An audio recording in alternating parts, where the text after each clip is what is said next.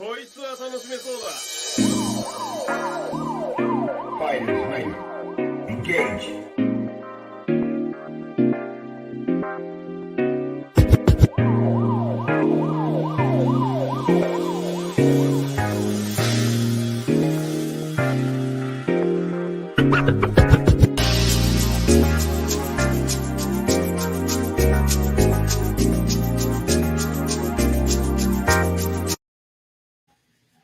All right, everybody. The Overrated Podcast, episode 44, is here. This is the third podcast we did in a week technically, but lots of stuff going on. So we're here to talk about it. I am your co-host Hoovy186, and this is my tag team partner Traditionalist 101. Yes, you all know how it is. We got to hold on to tradition, ladies and gentlemen. So we're looking forward. I'm looking forward. For this podcast, there's going to be good discussions. There's going to be some ranting going on, and yeah, we should definitely get this show started. But how did you handle the whole storm this past weekend? Storm? What storm? We had a tropical storm. I guess you wasn't paying attention. No, I mean, did we feel it? Like, Yeah. Like there was I flood. still went to work. Yeah, we had floods all over the place. No, I know that, but like I went to work. So if I still went to work, then there ain't nothing to worry about. Like for those of you who may not know, we both live in South Florida. Tropical storms are like literally nothing. It's just more rain. That's all it is. All it is just more rain. That's all it is. That's really all it is for us. It's this guy. It's just rain. That's all it is. Just some rain. That's all it was. I mean, if we are going to be receiving a lot of floods all over the place, it's more than just some rain. I mean, I'll tell you this. I remember. I don't know if it was. I think it was a tropical storm that we had last year, right? And the flooding was awful, and our job was still open. But I tell you this: if I had to do it all over again, I would have stayed my ass home. I would have stayed. So wait a minute. So then that means it's more than just few drops of rain. It's a big deal. Yeah, but it didn't. It didn't flood like that this time around. Not even close. Like it was just, bro. All it was a rainy weekend for me. Oh, come on, dude! Like, oh my gosh, bro! Like it's clear that you don't take this type of stuff seriously. Whenever there's even when there's a hurricane, you don't take that seriously either. I remember all the time you don't buy groceries, you don't fill up the gas tank, you just take a hurricane as a regular normal day without preparing yourself. That's not good. That's not true. That's not true. That is true. No. That is true. All the times that I've known you, that's been 100% true with you. No, like how many storms have we really had since I mean, we've had a couple, but nothing that was that severe. Nothing severe. I mean, we've had some storm stories. I tell you, storm stories. Bro, like remember like a couple weeks ago, when I had to take the drive up to Georgia. Oh yeah. How did that go? Oh, poorly. Spent $500. So. And how is he doing, by the way? He's fine. But driving back down gave me flashbacks of the first time I helped my sister, my youngest sister, move up to Daytona. Now, mind you, this was during the financial crisis. So I really didn't have any money to begin with, and in the middle of the drive, I was fairly close to my house. Mm-hmm. But I ran out of gas. Yeah, I remember gas being pretty expensive back then too. You ran out of gas? Yeah, I ran out of gas. On your road trip? Yeah, and it was during a storm. Oh yeah. You don't remember? No. You I don't don't? remember you. I was there with you when that No, happened. no, you weren't. No, I called. I remember you were the first person I called. I Oh, remember. okay. Yeah, I remember. I called you. And obviously, you couldn't make it, so I had to call, a couple of the other homies, and they're the one that kind of got me out of the pinch. You know, even though it definitely wasn't your fault. I know it was circumstances out of your control, but yeah, yeah, I remember that. You don't remember for real? No, I honestly I don't. I I was really living don't. in I was living in Miami at the time, and like I said, it was a really poor time for me personally, but I do remember that. And then obviously, I remember after one storm, me and the boys, you and the boys went driving around looking for some food. I don't know if During the, you during remember the that. during the storm. No, no, after the storm, Oh, obviously. oh, oh, okay, okay. After the storm, I mean, obviously, we had no power, but then when you guys picked me up, right? We get off of County Line, and you remember the Radio Shack there at the time getting raided. You remember that, right? Yes, yes, yes, yes, yes. That was crazy. That was crazy. We're Oh searching around, and goodness. really the only place that was open was a Chinese place that we went to. Oh man, the memories. Yeah. So Oh my like, goodness. yeah, so like storms, like if it's not a category two, I ain't sweating it too much. Category two and up, you sweat a little bit. You know what I mean? But tropical storms, nah, ain't nothing. Ain't nothing. Look, I was at Oh work. man. I was at work, so look, a storm's not serious if you're at work. Well, even at work, anything could happen. You could lose power at work. You could have floods, or whatnot. Mhm. To me, I think when the hurricane is actually happening or when tropical storm is actually happening, I don't necessarily think you should be driving your way to work during a hurricane or a tropical storm. You should not be feel obligated to go unless it's afterwards. Like if they decide to open after the hurricane, fine. But during the hurricane, I'm not going anywhere. I'm staying home.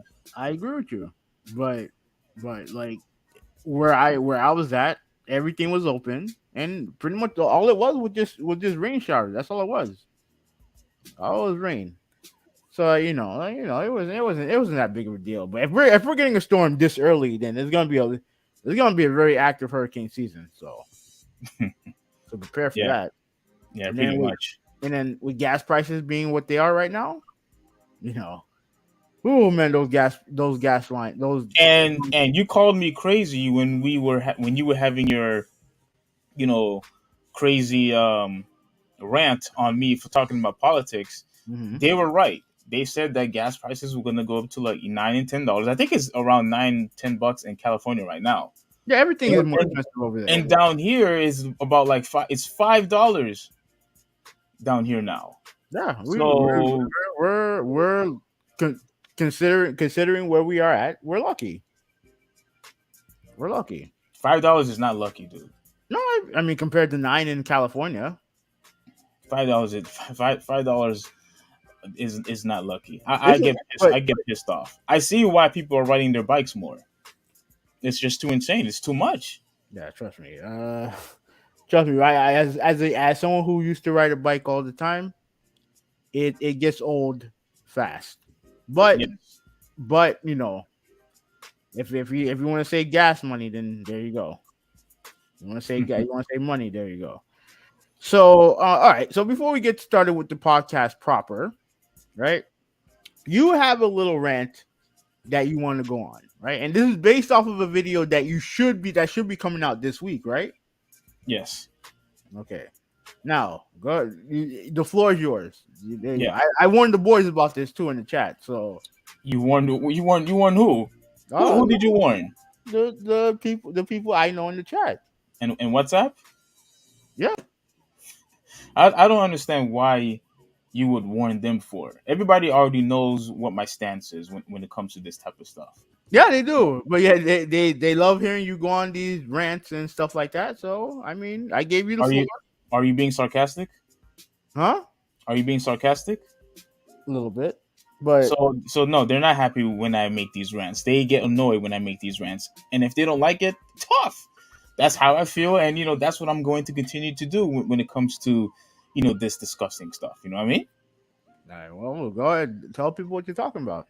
Well, we already been having we had a past discussion regarding with DC and Marvel, how they're taking their homosexuality to the next level, pretty much compromising characters that's been established, um, ruining characters, changing characters, all for the worse and not for the better. Pisses me off, and I'm even more pissed off now because, for one, we already had characters like, for example, like Tim Drake. I don't know if you know who Tim Drake is. Mm-hmm. Um, he was one of the Robins. They made him homosexual.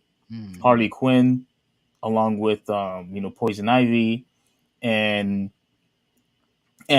look, I'm not a. If you want to make a character a homosexual, I'm okay with that, just as long as it's a new character, not a character that's already been established, not a character that's already been set in stone, and that we grew up with, that we became a huge fan of, and you suddenly make the change. I don't like that. I don't like that. It's And not. It's you not and right. you and you would watch that character, that gay or trans character. When I watched the gay Well, I'm character, not. Well, I mean, would you read?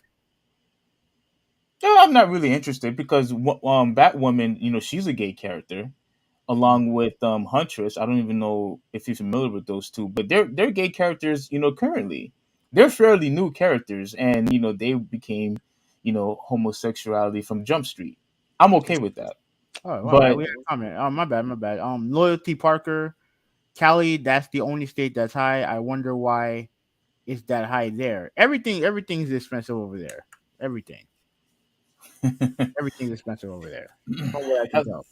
hello, Loyalty Parker. How are you? Thank Yeah, you yeah, for yeah. joining. Yeah, I didn't even see the comment. I had the marker. I had the cursor on there. I didn't even see. I didn't even see it. My bad. But anyway, thank you, Loyalty Parker, for watching. Right, go ahead. Go ahead. Continue. Yeah, yeah, and having these characters who are already well established, like this discussion you and I had before when it came to Superman, right? You basically said that maybe it would be an interesting dynamic. For Mm-hmm. me, I have always said that he is still using the Superman brand, and for everyone to understand who Superman is, everybody know who he is. He was one of the most. He's still right now the most iconic characters of all time. Everyone with their grandma and grandpa, aunts and uncles knows who Superman is. And when you make him suddenly just turn to homosexual, it pisses people off because you're now alienating your fan base. And now that you're doing the same thing with Bruce Wayne, you know, it just makes it worse to where now people are just going to abandon the product. And I'm going to do the same thing. I'm going to do the same thing. So just real quick, I'm not. You gave me 15 minutes, but hopefully it will be less than that because I am going to make a video in my own channel regarding Bruce Wayne. Now everybody knows who Bruce Wayne is. Everybody know who Batman is. And here is the headline right here, where it says Batman fans react to hints Bruce Wayne is bisexual. DC Comics has hinted that Bruce Wayne might be bisexual in the comics as Batman shares a potential romantic moment with a friend. Um, so this was very, very recent, and who cares about the spoilers? Because I'm not going to purchase this comic. I'm not going to support this comic, and DC is definitely going to hear from me. How? DC is going definitely going to hear from me. I'm going to do whatever it takes to make sure that they hear my voice. You know what I'm saying? How I you don't gonna? know how. I'm going to figure out how. I don't know. But there's a lot of big YouTubers who, who talk about, this type of stuff all the time. And I support them because this isn't right. This isn't right. Again, I said before, if you want to make a character homosexual, make it a new character. a new design, a new character, a new story, but don't go ahead and compromise the character that we already like and that we're already a huge fan of. It's not that's not how you develop a bigger fan base because you want to appease a particular group. Now here it says DC Comics just dropped a major hint that Batman might be bisexual, as the latest issue of Batman: The Dark Knight #5 has fans reacting following a very tender moment shared with a close associate. Now, basically, what happened is Bruce Wayne had a small little moment with an old friend of his. And they were a moment of where the two of them looked like they were about to share a kiss, if you will. But I actually want to, read, continue reading so you guys could get a clear perspective of what was going on. So in the comic, a young Bruce Wayne gets close to his fellow trainee, Anton, as the pair share a deep look into each other's eyes, as it seems they are about to kiss before they are interrupted. While DC Comics isn't confirming Batman is bi, the moment offers a clear hint it's possible. See, it's I find it very funny. If you are going to make a tease like this, to where whether if they almost decide to kiss, I want to ask you one quick question, Hoovy. And this and I don't want you to troll. I really genuinely want you to answer this question. Mm-hmm. You have friends. I'm your friend, and you have other friends elsewhere. Mm-hmm. Would you be comfortable if they were right in your face as seemed they're about to kiss you? No. You're going to tell them to get out of your face. That's what you're going to tell them. You're going to tell me, Steve, give me some space. F off. That's what you're going to say, right? If you choose to continue to gauge in the person's eyes, and the person continues to gaze in your eyes, and he's and he's getting closer and closer and closer to your face, but then suddenly, you get interrupted by somebody that and actually says to you, quote unquote, "Oh, am I interrupting something?" Why would the person say that? Wait, what? Think of this logically, right? Mm-hmm. Let's just say that you are with a female. Just imagine you alone with a female in the couch, in the office, wherever. The two of you are about to embrace in the kiss, and somebody walks in and says, "Hey, am I?" Is that? Did you No, say you're something? good. You're good. You're good. You're good. And if somebody says to you, "Hey, am I interrupting something?" I mean, why would the person say that? Uh, I don't know. Trying to put it out there. Exactly. Exactly. The person is trying basically putting out there, oh, if I'm interrupting something, my bad. Do you guys want to be alone? Or are you guys, or get a room? All of that are indications of, something is about to happen. Something romantic is about to happen. You know what I'm saying? So I don't want to hear anything about, oh, DC isn't confirming anything. Why would you put your own character in this moment? Why? Well, we're not going to, mention anything. We're not going to confirm that he's bi, but yet you want to tease the fact that it's a possibility. You already compromised the character right then and there. Right then and there. And again, Havanel, the reason why I'm having you involved is because I want you to see that I'm not over analyzing or I'm not being hyperbolic when I say this. But if somebody goes in front of your face, you are going to tell him to back off. That's what you're going to tell him. Friend or not, co-worker, associate, whatever he is, you are not going to allow the person to get that close to where it looked like the two of you will possibly kiss. That's not going to happen. That's not going to happen. So I don't appreciate that DC wants to play stupid and play dumb and say that we are not going to confirm that he's bi. So why did you put him in that moment for? Well, let's continue on because I know you have nothing to say. Yeah. Um, Yeah. I don't. Not really. No. Yeah. So Batman been running in a pretty inclusive circle as the Bat family is filled with members of the LGBTQ heroes. For example, Ghostmaker, one of Bruce Wayne's earliest friends, is bisexual. Tim Drake, the one that I just mentioned to you before the podcast started. Mm-hmm. Tim Drake, he's one of the Robins. he is also bisexual now. And the thing is, why are you constantly making characters bisexual or homosexual? Like, why? We already have Tim Drake, who drastically changed into, who was straight in the beginning. He became homosexual. You do the same thing to Harley Quinn. You do the same thing to Poison Ivy. You do the same thing to Jonathan Kent. And now you want to do the same thing to Bruce Wayne. So this is no longer DC anymore. This is a homosexual DC. That's what this is. This is gay DC. You might as well change the name and put gay DC if you want to change all of your iconic characters into gay characters. And this is why I don't appreciate this. I don't. I don't. Now tell me if I'm overreacting or not. I feel like most of these reasons you overreact. I think you overreact most of the time. With that said, I can understand being annoyed that basically every character, like, look, we all know what they're doing. It's about is marketing.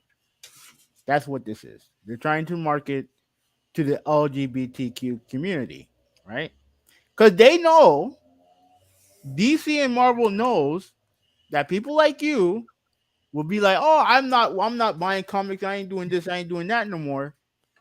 But once they come out with something that you like, you're right back in. They know that. Wait a minute. Hold on. What are you talking about?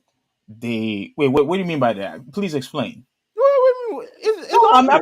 I'm not getting you. I'm not letting you get away with this. What do you mean I'm going to support them?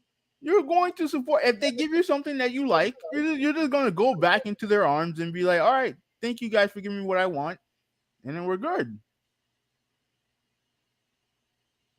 I'm still going to go on a rant, and I'm still not supporting their comic. All right, you can. All right. Well, I mean, you don't have to believe me, but I didn't buy it. If they Mm, don't give me what I want, if they don't make comic books for me, if they don't give me what I like, then I'm not going to buy your product. That goes without saying, regardless of what the merchandise that you're interested in or that you're not interested in. Let me use you for a quick example, right? mhm. Don't you remember there's this nice appetizer at the ale house that you no longer support? What? What? Isn't there an appetizer at ale house that pissed you off that you that you no longer support? Well, I mean, I still go to them. I still go to the restaurant. What are you talking about? No. I'm not. I'm talking about the food itself. The food. The Oh, food. well, okay. I mean, I don't think it's the Okay. same No, thing. it's the same thing. They changed it. They changed it, which pisses you off. And because it pissed you off, you don't buy it anymore. But I still You go don't to the buy it anymore. restaurant. I still go to the restaurant. Like I, if they had I think I what I think you're missing the no point. no no no I don't think I think you're a bit off on this. I think the example would be, let me see if I come up with a better example. Event I'm using you because you experienced it. I don't, but it's not the same thing. It's not the same thing. Okay, I'll use an example, right? I'll use an actual example, Okay, right? go ahead. When I was watching TNA, right? They were recently was on Spike TV. They were getting big views, but what the problem with the product at the time, they had a bunch of old guys hogging the spotlight from the younger talent, right? And it Mhm. was bad TV. Now, I've been watching this product since day one, and I was like, "Yo, this shit sucks. Like, I can't watch this anymore." I gave it an opportunity to get better, and it didn't. So I was like, fuck it, I'm done. And I really, I still keep up with it from time to time, but I don't watch anymore because one, it's hard to watch, and two, like the way that they were when they were on Spike and where they are now is a huge downgrade. Like, and I don't watch anymore. They lost a fan because they wanted to appeal to all these old fuckers who can't wrestle anymore, and they let all their young talent go. And they're like, "Yo, this shit sucks, man. I'm done."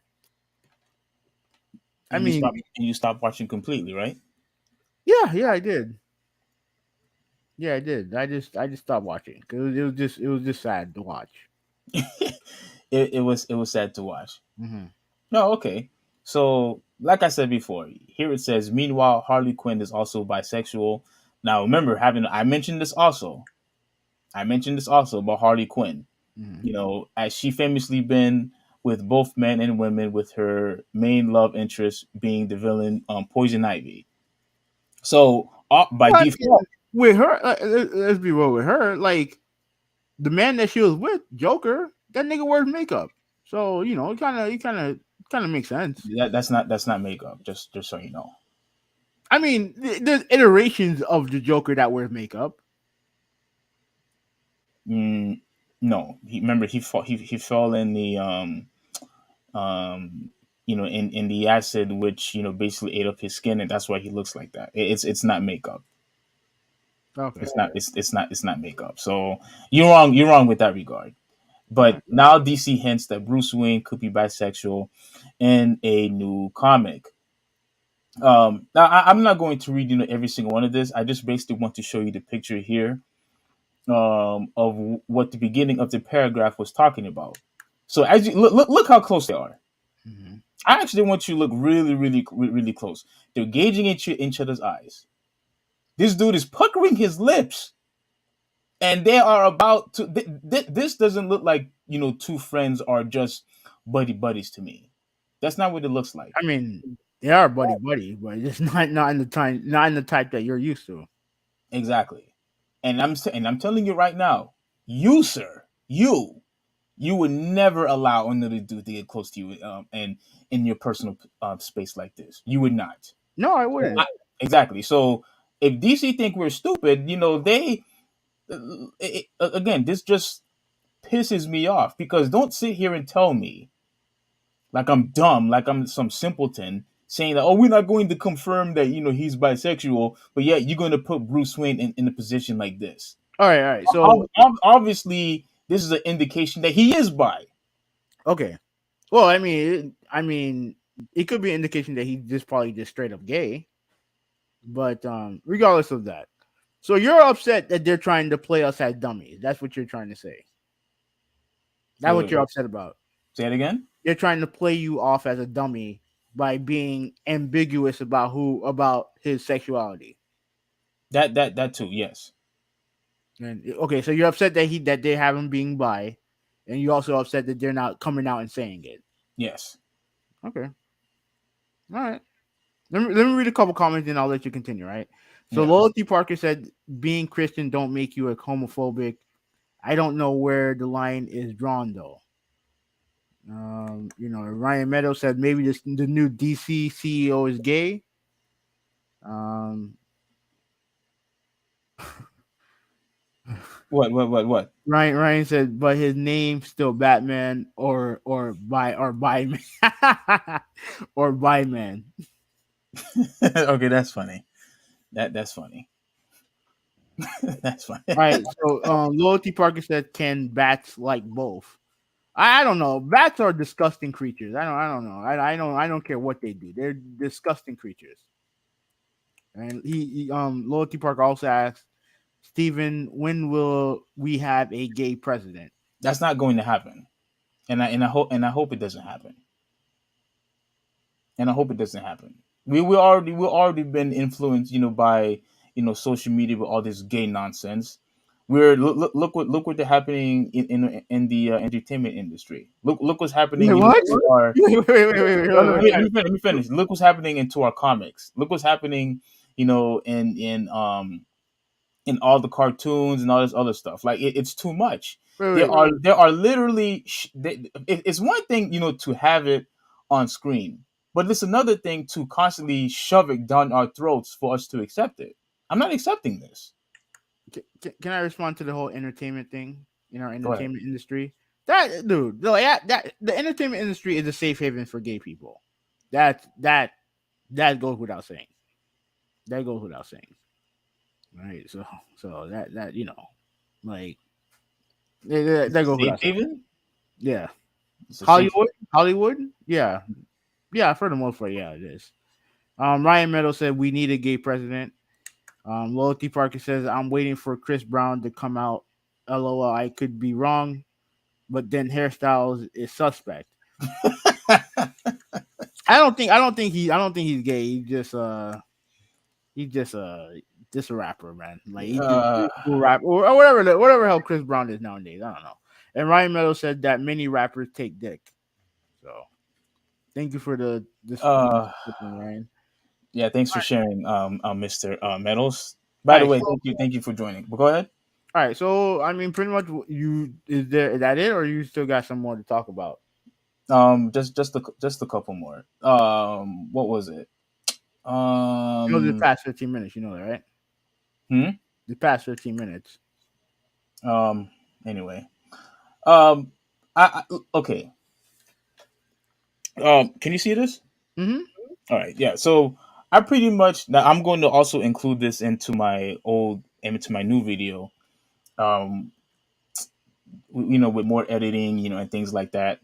And the only purpose that making this slide is obviously DC is not going to see this. They're not going to watch our videos. They don't care about, their fan base anymore. Because if they did, they wouldn't even, think twice of doing something like this by compromising the character that I like, that I grew up with and supported, since I was a kid. Dude, I've had so many Batman anime movies. You see me wear, Batman shirts. I've had Batman comics. All you've known in all of my life that I've constantly talked about this dude Batman. And I actually miss all the times where, he would, chase Catwoman, from building to building. And, That was the I most.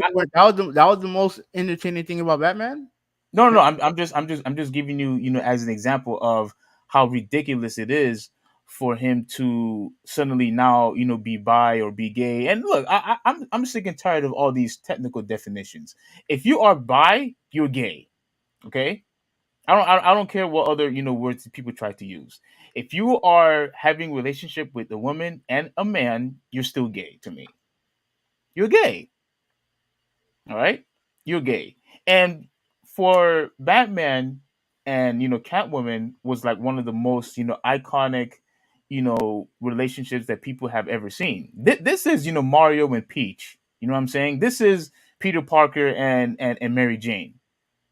That's what this is.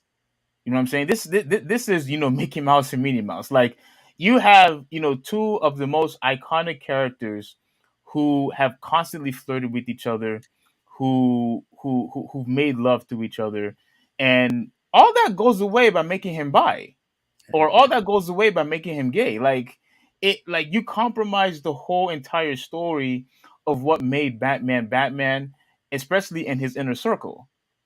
Like everything now has changed, and I feel like this is no longer Batman anymore when you do stuff like this. Like I just cannot accept what the direction that DC is going in. Again, we go Can ahead. I say something real quick? Yeah. Okay, I don't want to be technical about this with you, right? But let's say, for example, you said that this is not who Batman is anymore. Who is Batman? Bruce Wayne. No. I don't like that answer. What? Oh, let me rephrase the question. What does Batman represent?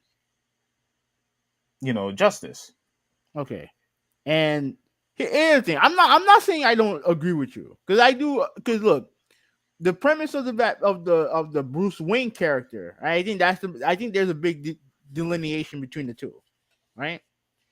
The origins of the Bruce Wayne character when it comes to how he's portrayed, and not only in the movies, but also in cartoons and stuff like that, right?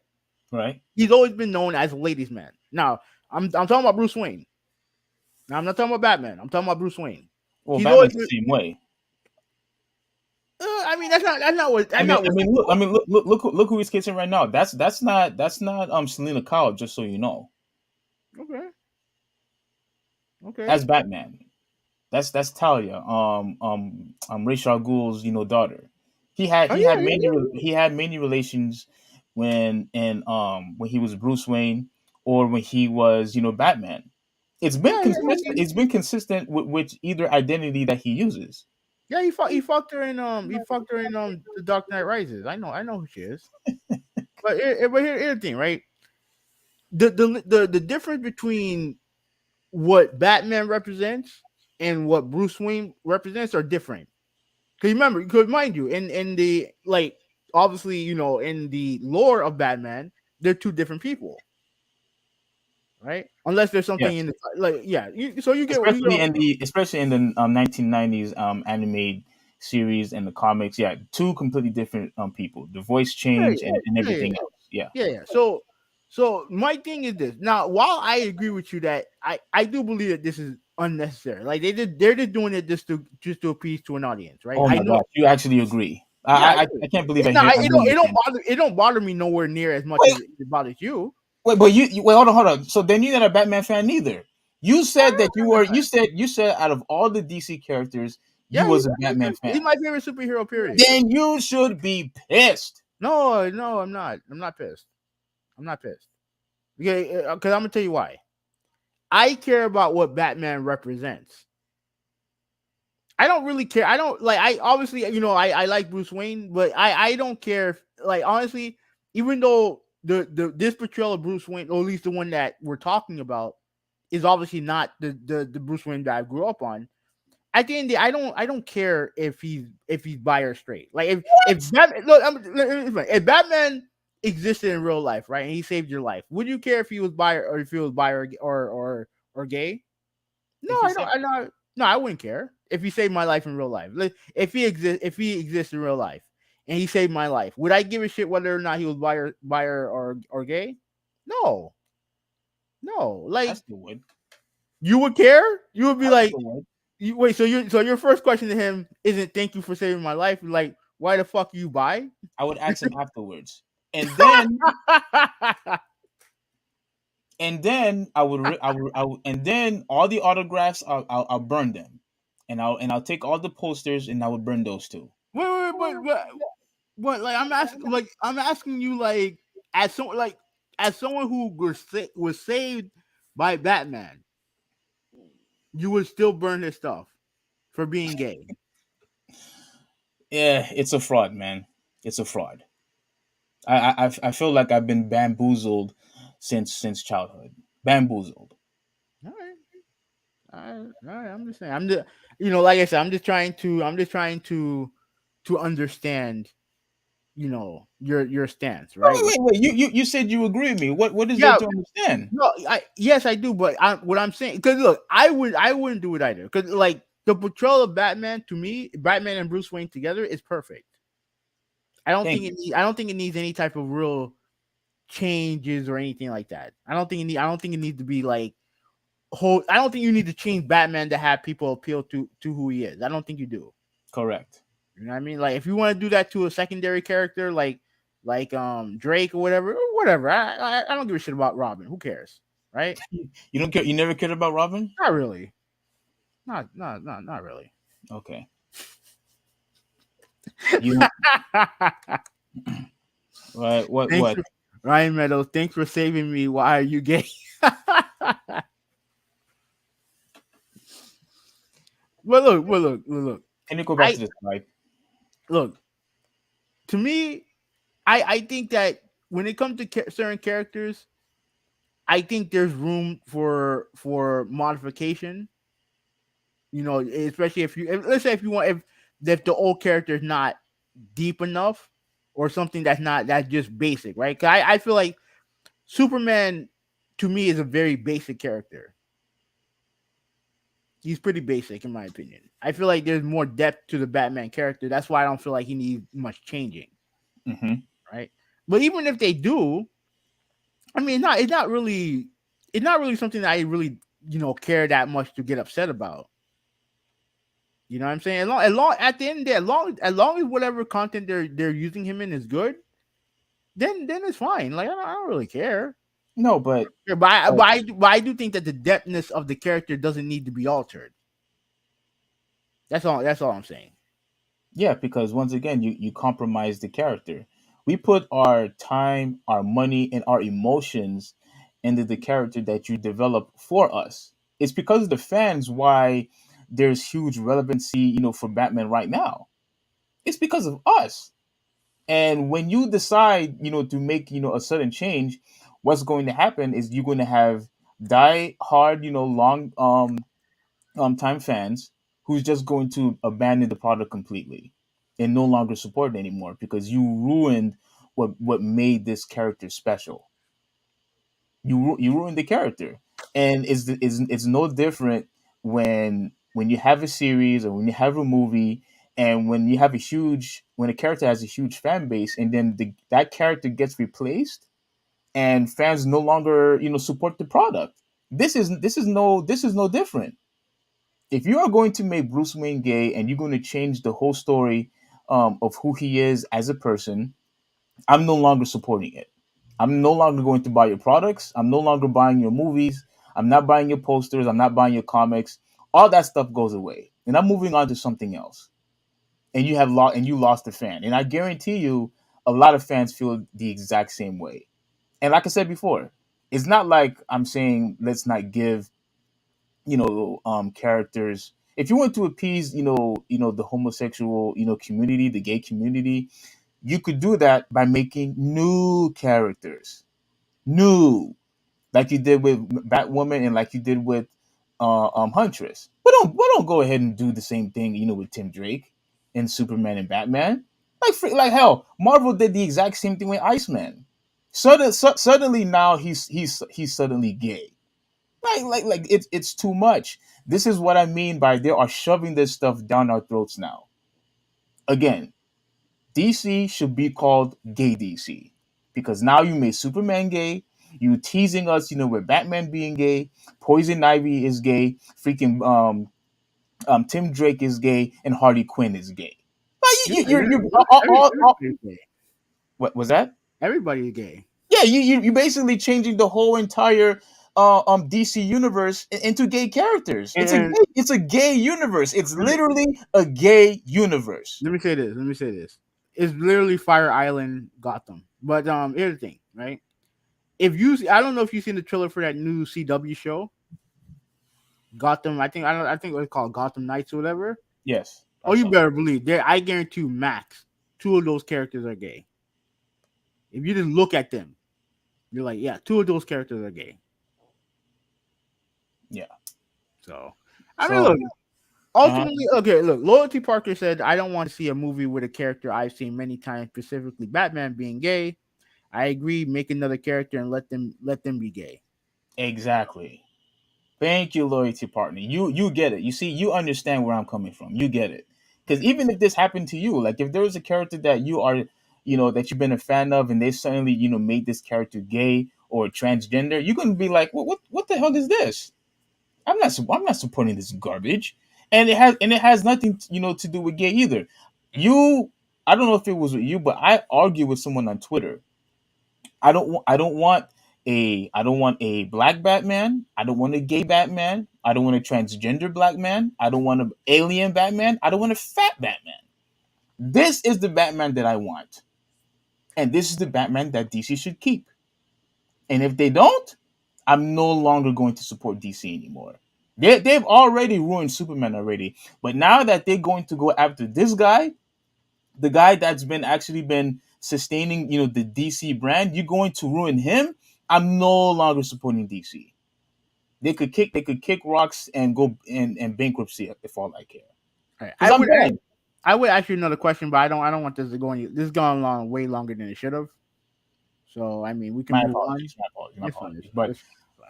but yeah, so that's pretty much my overall rant. You know exactly how I feel about this, and if DC doesn't act fast and make a change, I'm done.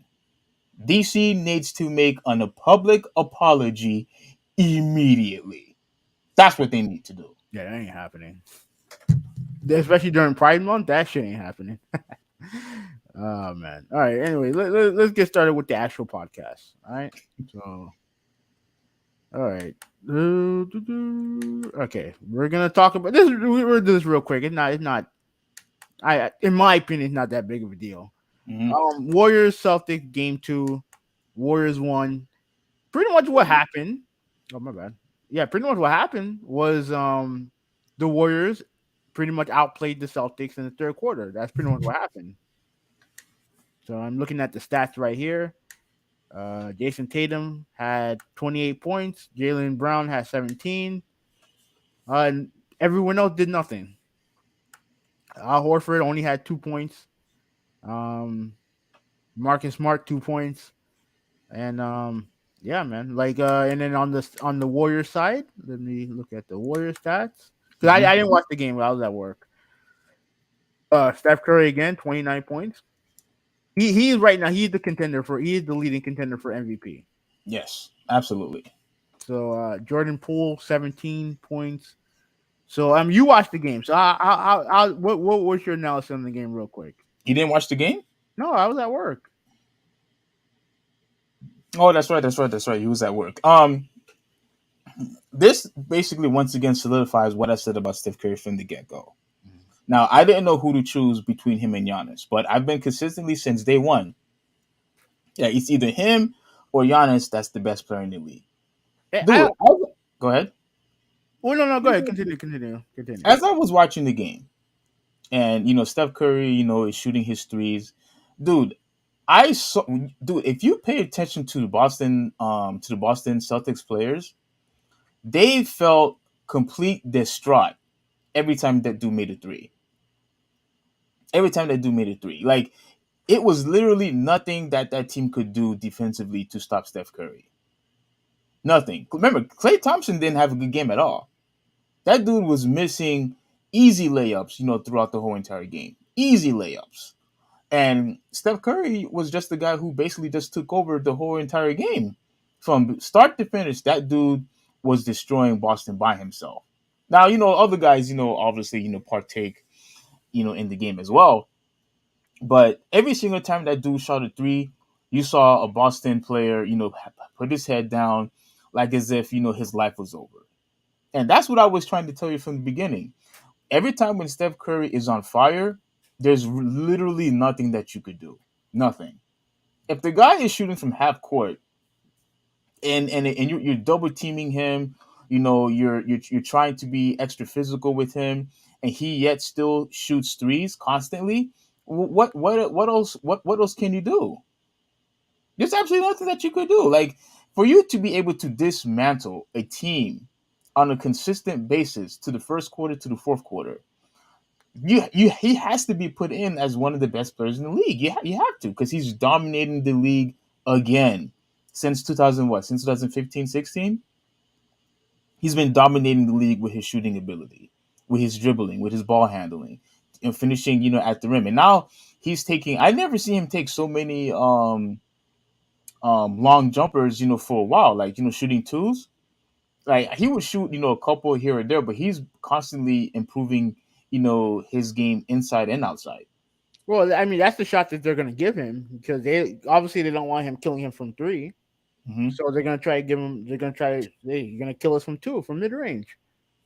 Pretty much, that's what they're going to give him. To me, here's the thing. Let me ask you a quick question, then we can move on. Right? Hmm. Do you think that I don't remember if I asked you this question already, so I apologize if I already did.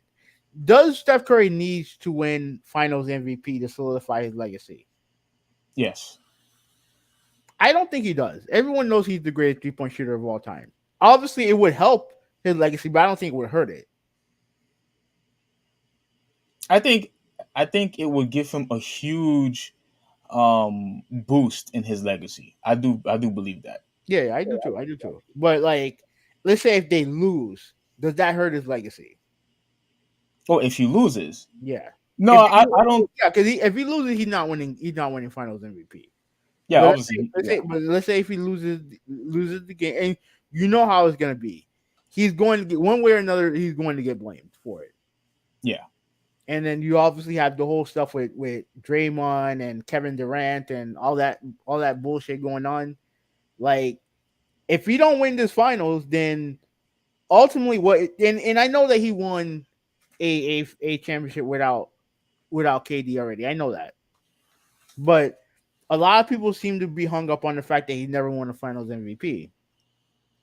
So if he don't win this, then like are they back to square zero? Like, because the whole comparison between him and KD is that there's Draymond was implementing that the reason why Kevin Durant won, was so successful was because of Steph Curry. Right? That's why he won those two Finals MVPs. At least that's what he was Say that one more time. like.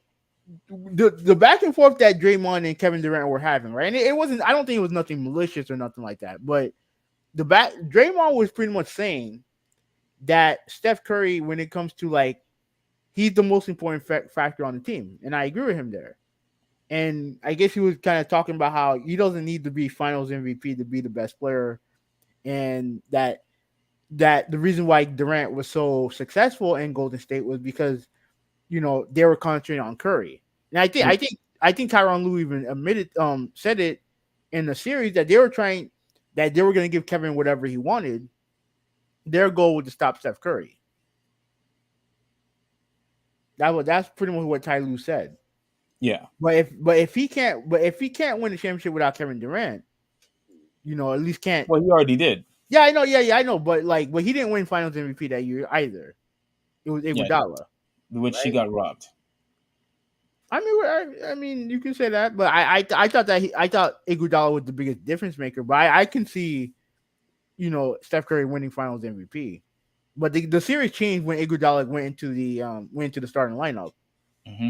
I agree with that. Yeah. So, but like this whole narrative that people are driving about Curry is that he hasn't won a Finals MVP, and if he can't even help them win the series against Boston, in those people's eyes, I feel like that's going to be a huge mark against him. True, but even if that happens, with his shooting ability and he continues, to get better, I don't see anybody, beating that team even next year because Poole is going to get better.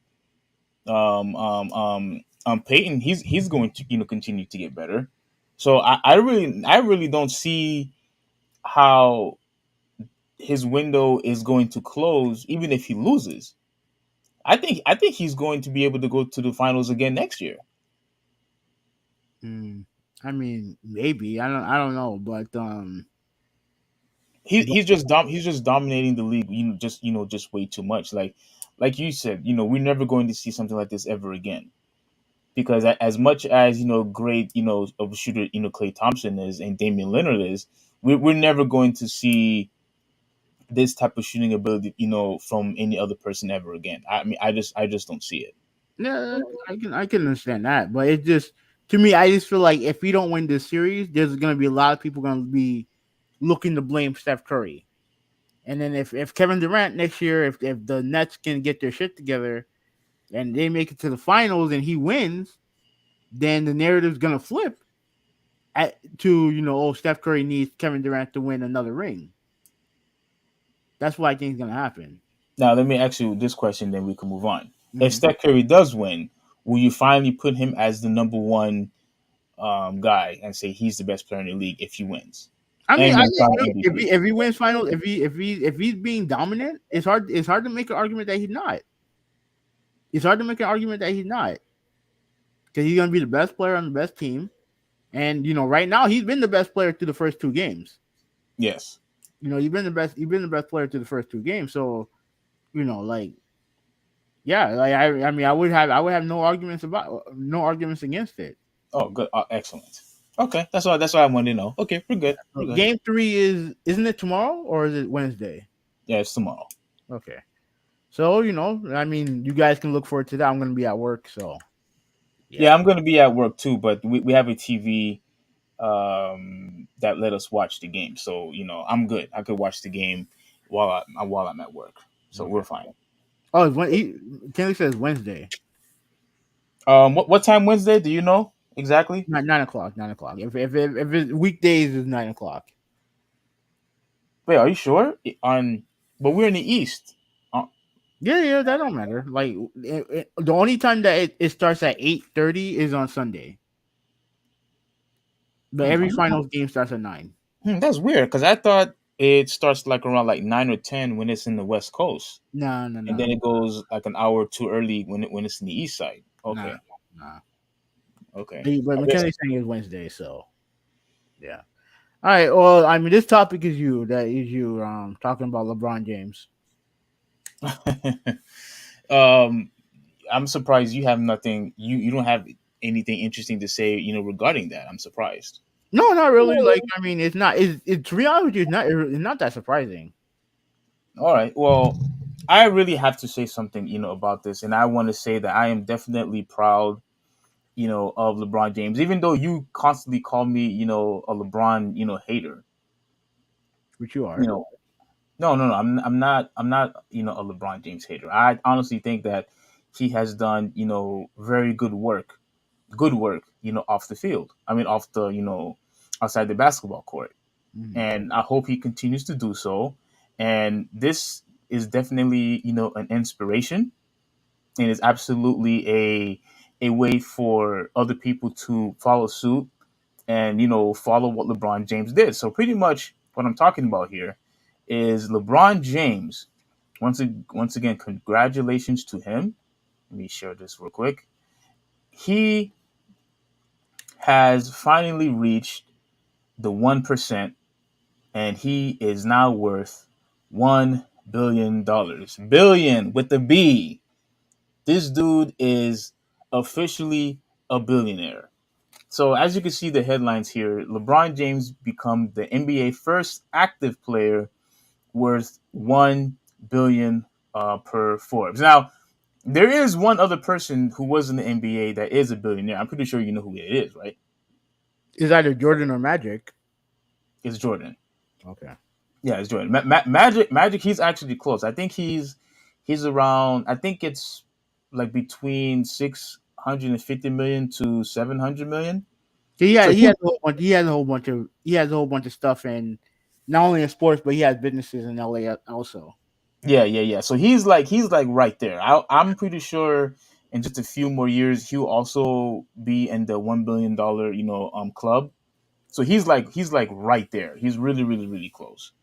It is going to take a few years, but he's pretty much close. But yeah, right as of right now, currently, it's only LeBron James and Michael Jordan. Right now.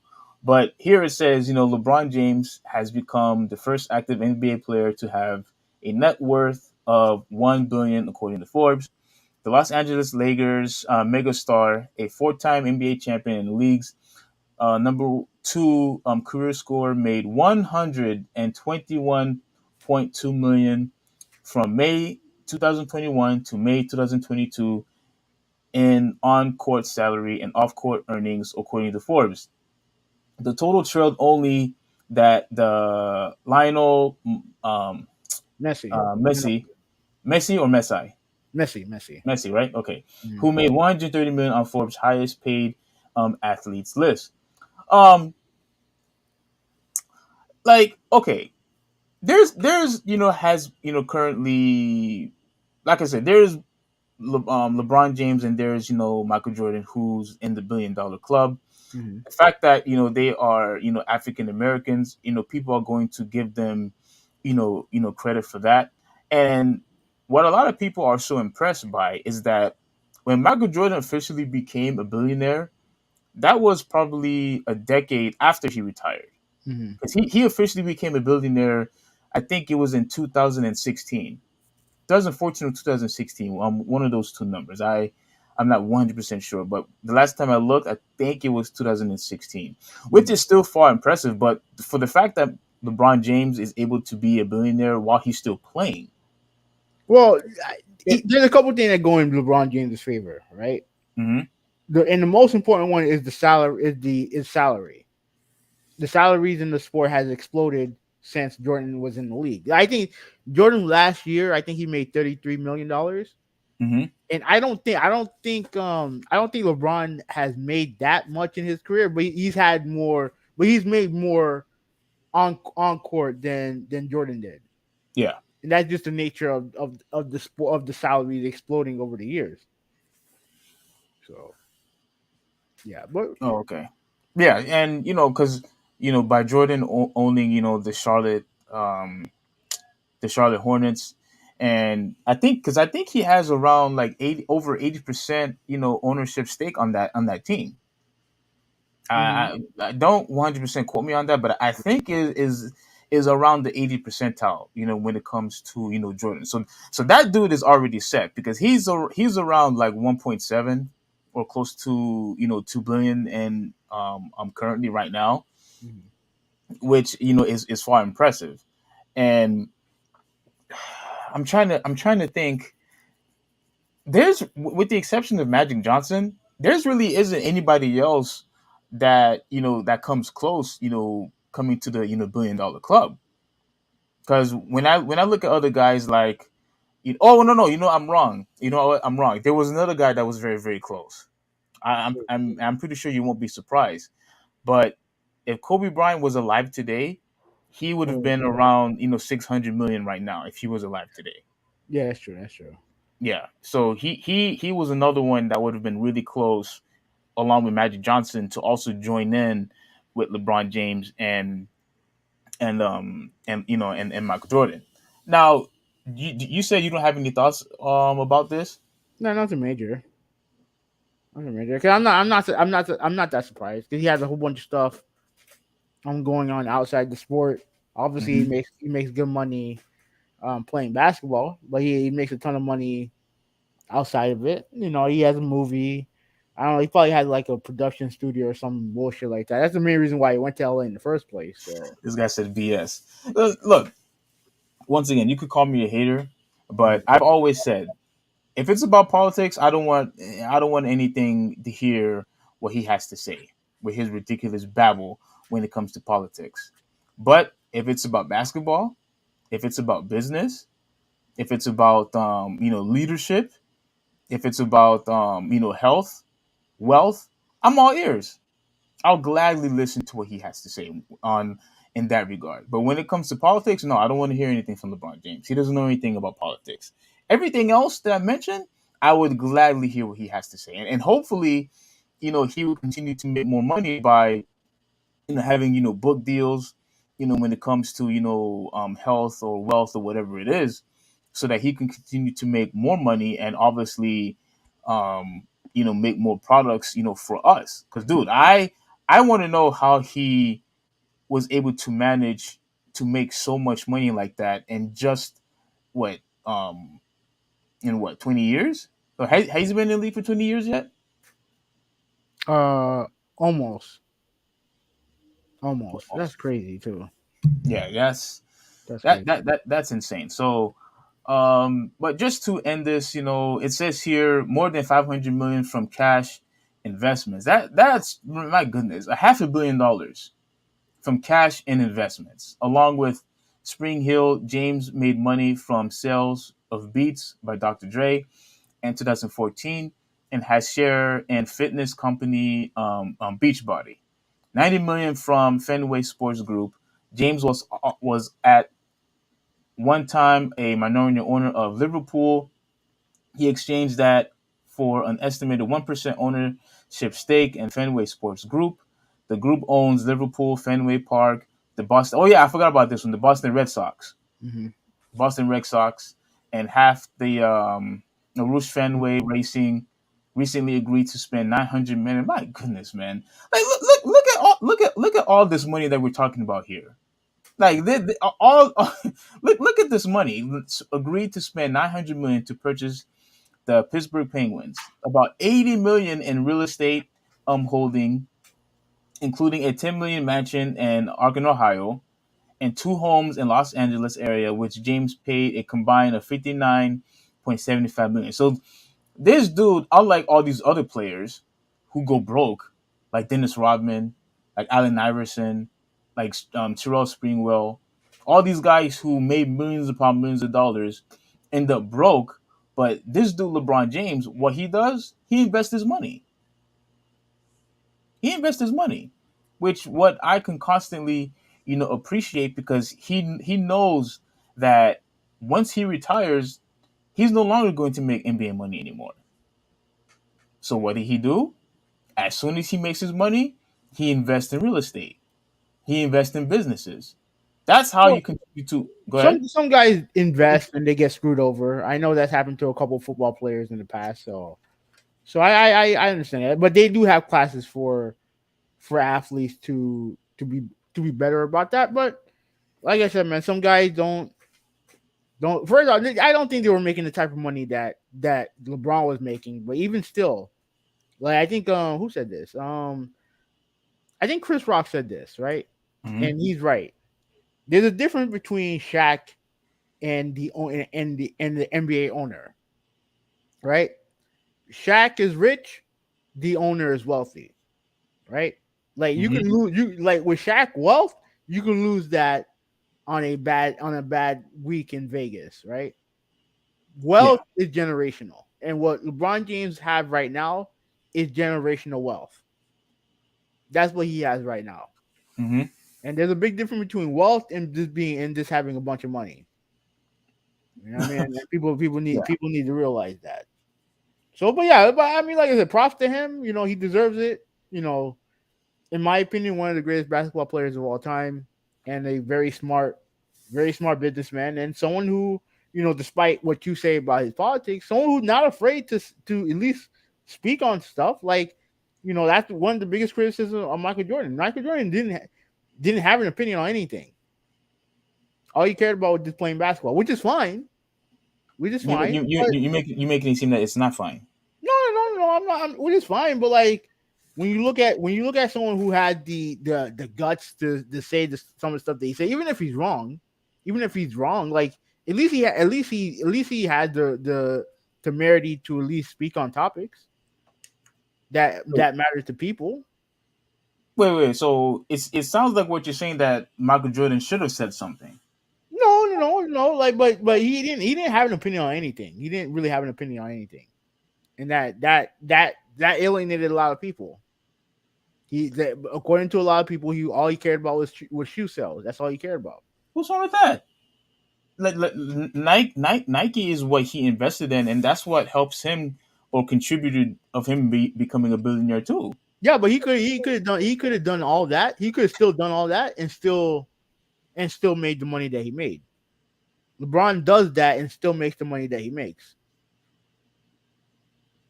When a lot of athletes can say what they say, and they might get blackballed like Kaepernick, or people don't want to invest in that brand. He takes that chance and he still makes money. You talking about? You talking about? Wait, are we Yeah, I'm still talking talking about about LeBron. I'm LeBron talking about James? LeBron. I'm talking about LeBron. Oh, I'm talking about LeBron. But before we move on, F in the chat said big up to LeBron. McKinley said that he's gonna be on Shark. Well, my bad. Hold on a second. McKinley said that he's gonna be on Shark Tank soon. And wait. Can you could confirm that? Like, how do you know? Like, I'm I sure, really I'm want. sure, I'm sure McKinley. I'm sure, and F in the chat said true. I don't know if he's talking. I don't know what he's referring to, but yeah, if he's gonna be on, if I'll look it up right now. I'm sure McKinley's Yeah, telling the please, truth. yeah, please. Oh no, I'm not. I just wanna. Yeah, go ahead. Yeah, look it up right now. Yeah, that would be crazy. Do you watch Shark Tank, by the way? I've heard of it. I don't watch it, but I've heard of it. Oh, okay. So you don't watch it. Okay. It's actually a really good show. Like you could actually learn a lot by watching these different deals, and when they talk about things like equity and perpetuity and all that all the other good stuff. It really plays a huge part in your life, because if you could study at least a little bit of financial literacy, it could literally get you ahead in life. You know what I'm saying? I'm not seeing that. I'm not seeing that. But all I see is like he probably knows some guy, Kevin O'Leary. He probably has he probably knows Kevin O'Leary, but like I don't see anything regarding him being on Shark Tank. It said if the dude who got Ring got bought by Amazon, he's a billionaire. He's a shark. Kevin Hart as well. LeBron, I'm pretty sure he'll be there too. All right, we'll see. Well, I mean, I'm not gonna see because I'm not gonna watch, but Wait, come on. No, seriously, before we move on, why don't you want to watch? I don't watch Shark Tank. Have you? But you haven't even given it a try. No, it's fine. I'm not interested in, and I'm not. The show doesn't interest me. The show doesn't interest you. Mm-mm.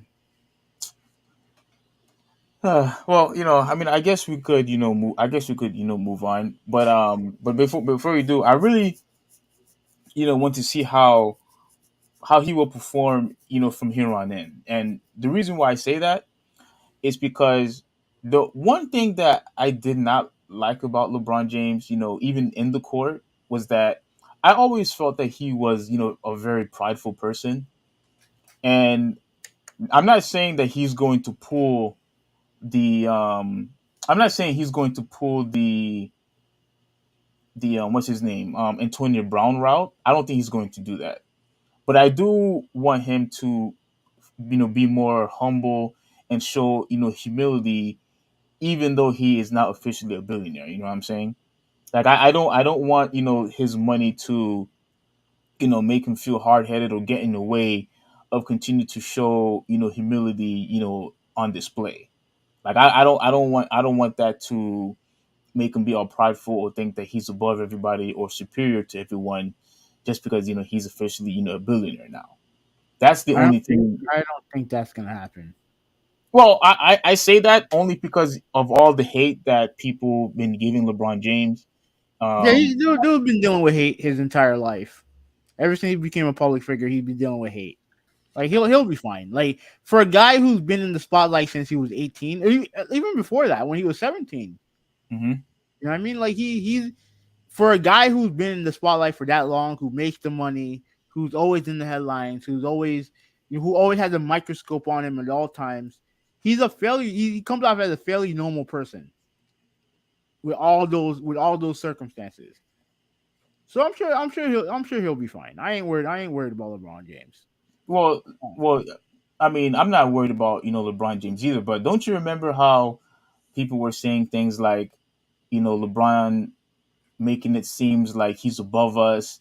LeBron always making it seem like, he's superior to us. Like there are players on record that said that, LeBron James has done that, through his, career playing basketball. Yeah, I'm sure Jordan did the same So thing. wait, say that I'm sure, again. I'm sure Jordan did the same thing. I'm sure Shaq did the same thing. Like, Wait, by belittling people and making them think that they're course. inferior? Yeah, yeah. I mean, like Larry Bird did the same thing. Like, it is what it is, bro. Like, it is what it is. These guys live a vastly different life than we do. Vastly different life than we do. Hmm. So they're not gonna act the same. They're not gonna act like me and you. They're not gonna act like me and you. So it's No, no, like, yeah. I mean, yeah, that's a very good point. But at the end of the day, though, I still it would be best. It would be in his best interest, to continue to show, humility. Because, like I said before, you have guys, like Antonio Walker, who's broke. You have guys like, Latrell Sprewell, who's broke. Allen Iverson, who's broke. So I mean, like this stuff happens, to athletes all the time. You know what I'm saying? Like they get all big headed, they get all prideful. Oh, because I have money. Oh, I have money. I have money. So I'm better than the rest of you guys. But now look at you. When you had $100 million in your account, and now you only have 500,000, you're broke. You lost all I that wish I, money. wish I had 500,000. No, no, no, no. But I'm talking about. Yeah, but I get what you're saying. I get what you're saying. Oh, I okay. get what you're saying. Yeah, yeah. When Because you when you you also have to take into account the type of lifestyle that they live. You know what I mean? Like on my lifestyle, 500,000 would be probably too much for me. You know what I mean? too much. Yeah. No, I mean, just This is, just this is the way that I live my this is the way money. that I live my life. I'm still gonna buy what is convenient for me. I'm not gonna go overboard. Hmm. But for these guys, the goal for maybe they would spend 500,000 on a house or not a house, like a car or something like that, something stupid like that. And then you go and then that's your net. That's now your net worth. Now, yeah, I get what you're saying. I get what you're Yeah, saying. when if you want to continue living a lavish, lifestyle, that's all fine and dandy. You deserve, to live in that type of lifestyle. But in order for you to sustain it, you just don't go crazy, doing it. You know what I'm saying? Like, don't go just, because and I understand that family members, want money. Your closest friends probably, wants money, but it would be better for you and for your family to help them, invest the money instead of just giving them, $25,000 every freaking week, and all they do is just buy stuff and buy liabilities, Yeah. and there's no return. Guy athlete has to be careful with that too, especially if you're a football player, because that money, Oh my goodness, yeah, yeah, yeah. that money's not guaranteed. So giving people this, giving people that, like it just, I trust me, I totally understand. I understand. Big F in the chat said that it's a great show. I think he's referring to Shark Tank. No, I'm sure it is. It is not my thing. It is not something I actively look to watch. But anyway, moving on to the next Oh, topic. real quick, Mhm. I'm not gonna show the whole entire slide, but this was something else I wanted to show real quick. Let me share this because I don't know if you knew this, but like all the stuff that he's constantly been investing is on my iMovie thing. Let me just play it real quick. All right here. So let me see. So yeah, so Dunkin' Donuts. Now, I'm just gonna let this slide go through, and then we'll move on, right? I never seen this before. Have you heard of this Rolex company? No. Maybe somebody in the chat probably know. Maybe like LeBron James watches with retail for 51,500. Like for goodness sakes, look, have you know? You mentioned 500,000, dude. I don't care if I had $10 million in the bank. I am not spending $51,000 on a watch. No, I'm I'm not not either. doing it. I'm not doing it. And look, see, we already talked about the beats that we mentioned, and the Beats headphones, and okay, yeah, this is pretty much, yeah, we don't need see any of this, but pretty much this is all the money that he's been making throughout his entire career. All right, so okay. 11,000 in a quarter, 135,000 per game, 542,000, and in a season. That this was the one that I wanted to show, and now we can move on. In 2022, he's going to make 44. Like, dude, I cannot fathom so much money. Yeah. This dude is freaking amazing. And let me say this final last thing, right? Somebody mentioned something very important, how when you have money, it's also important for you to have good people around you that you trust. Whoever is in your inner circle, like Maverick Carter. I know you know who Maverick Carter is. Yeah. He's his agent. Yeah. Yes, yes, yes. Maverick Carter and what's the other guy dude's name that he had? I know. There's definitely several guys that's with him, but I think there's a guy named Mims. I forgot his first name. Something Mims. I know, but yeah, he has a group of friends that he's that he put them into business. Mm-hmm. So Yeah, yeah. He had all these, basically his closest friends. He basically helped him how to invest his money, how to, get, really good deals, and things of that nature. So like, bro, like as I said before, your friends, if you could have friends that could actually help you, sustain, that type of lifestyle, you keep those people, because obviously Maverick Carter and I can't remember who the other guy is, but to help him actually gain more and more money, like those are the friends that you need to keep, not haters, not people who just going to ask you for money over and over and over again. You need people that's going you to need help people who you you can grow. trust, Yes, people that you could, yeah. and sometimes that's not that. Sometimes that could exclude family. Sometimes you can't trust family. I'm Oh, being that serious. I'm being that serious. dude, I remember you mentioned the story about this football player. Just for the people in the chat, you mentioned about the football player that his mom wanted money and then something happened. Okay, this might have been Clinton Portis, but I'm not 100% sure. I don't remember. I wish I did. But Hmm. he pretty much, his mother said that she wanted $1 million for raising you.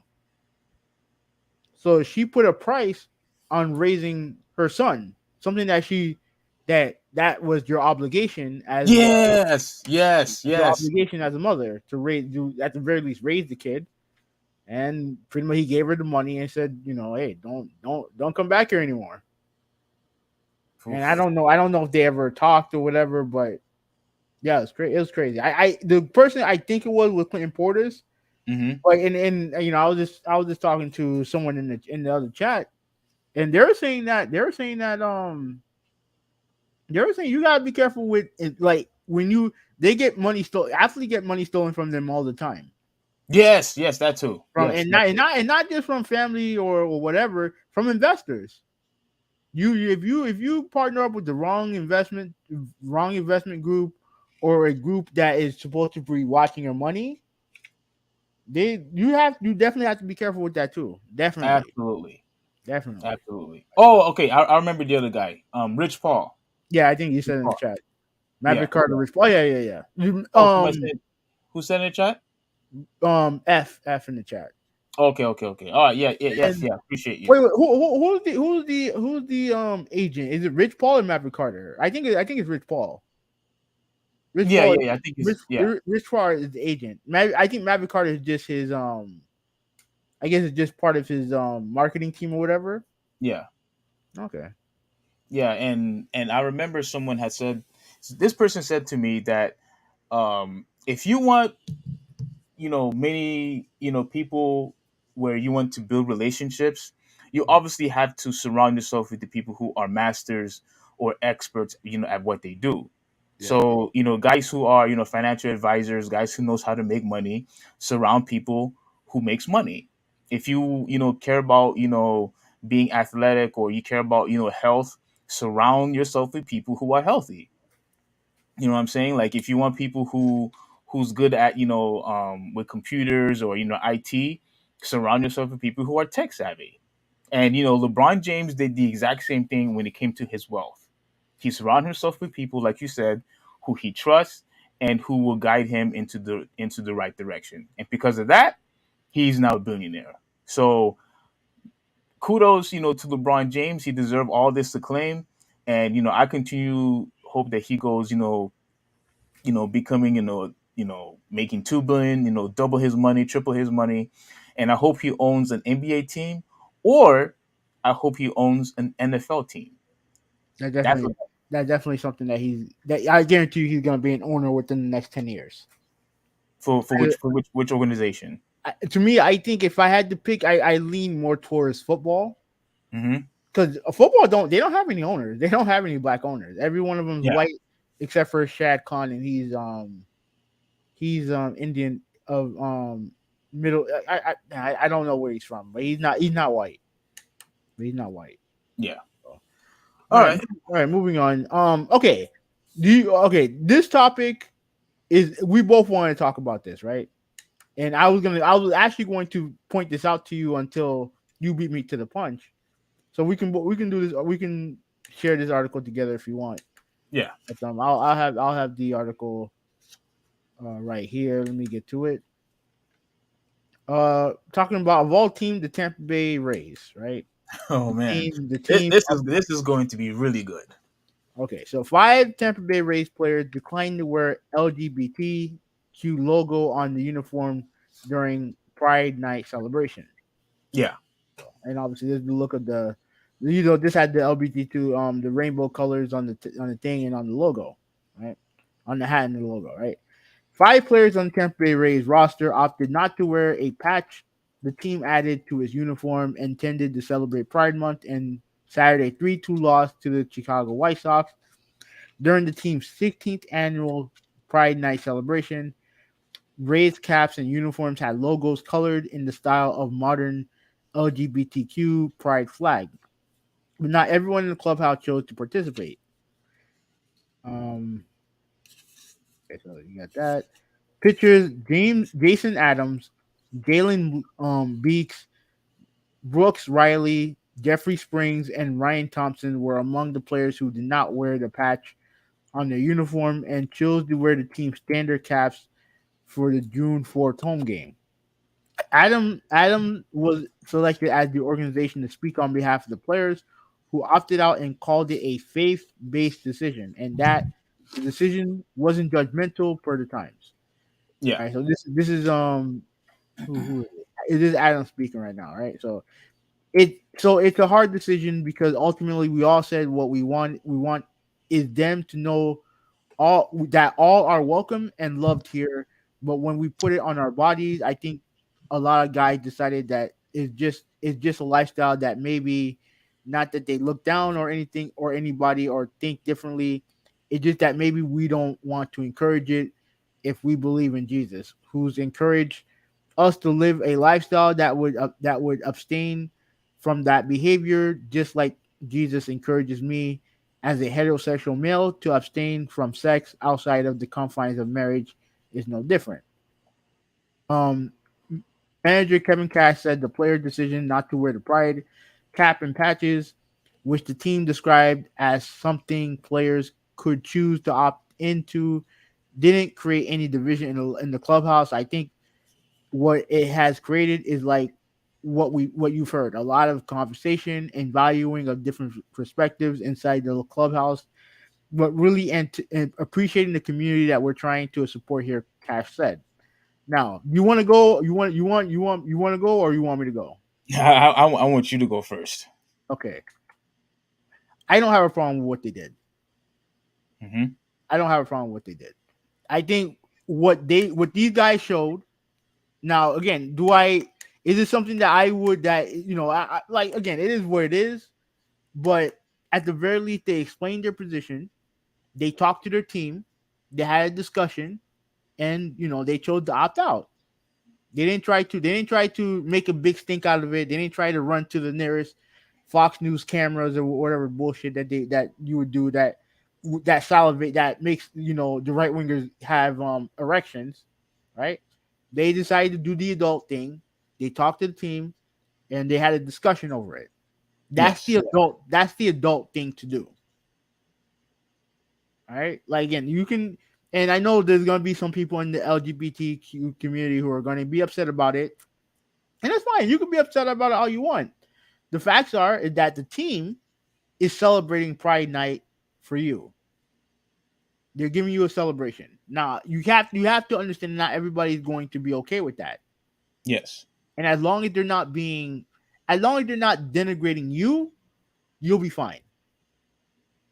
You'll be fine. And I don't believe what these players are doing is denigrating, um, gay pride or whatever. They're not doing that. Now, you may not like the verbiage, I actually listened to the comment that he made, and I don't think he was trying to be offensive when it comes to the verbiage of it. If you just watch the video, I don't think he was trying to be offensive, but like he said that he's a man of faith, and that and it's funny that all five of them are pictures. That's weird, but but he said that he doesn't have a problem with them, but he just that it's just not a lifestyle that he supports, and like at the end of the day, it's fine as long as you guys can handle it like adults. Not there, this is perfectly fine. This is perfectly fine. In fact, I'm actually surprised that we don't hear more of this. Hmm. I'm actually surprised that we don't hear more of guys not wanting to do this and do that. Yeah, I'm surprised we don't hear more of it.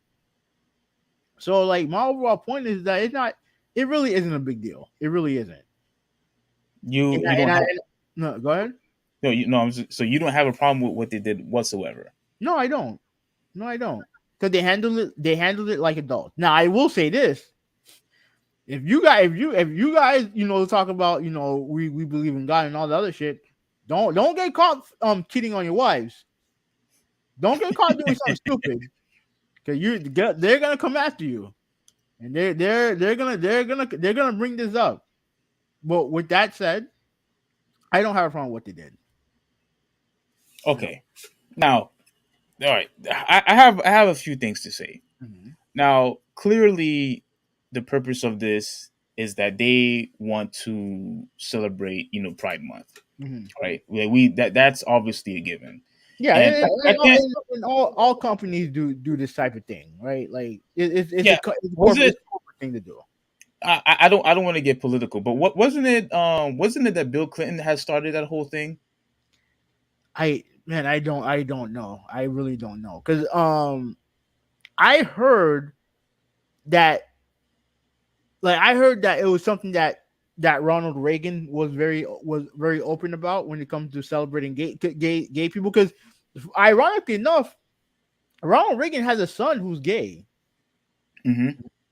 So that. So but I don't know where the origins of gay pride came from. I don't know what the origins Yeah, are. yeah, yeah. Because it was such a long time ago, but I think it was um Clinton that started the whole thing back in dude, I can't remember if it was like 99 or something like that. But then obviously Barack Obama continued, and then Biden had done the same thing. And one of the reasons why that now, I hope we don't argue about this, but one of the reasons why I've been so against this whole Pride stuff, this whole Pride Month, right? I've completely been against it since day one.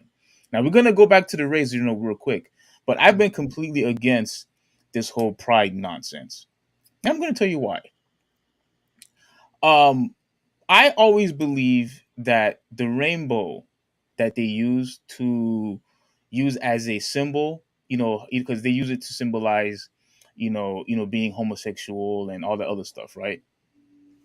Now, I think that's sacrilegious. I actually think that is more deeper than that. But go Oh ahead. yeah, yeah, but I just want to, just summarize it. But I think that's sacrilegious, and I think it's blasphemous because the rainbow is associated with God's protection and his promises that he gave you know to people pretty much. Let me ask you a When you question. read when you read the scriptures, you see that it's basically a sign of a covenant between God and man. Can, That's what the rainbow originally symbolizes. let me That's what let the me let purpose me of let the me ask, rainbow was for. let me ask you a question. Let me ask you a Hmm. question. Did you have a problem with Reggie Jackson? Was it Reggie? Yeah, Reggie Jackson using using the Rainbow Coalition for his cause. Reggie Jackson. Is it Reggie? Yeah, Jesse. My bad, Jesse Jackson. Oh, Jesse Jackson. Yeah.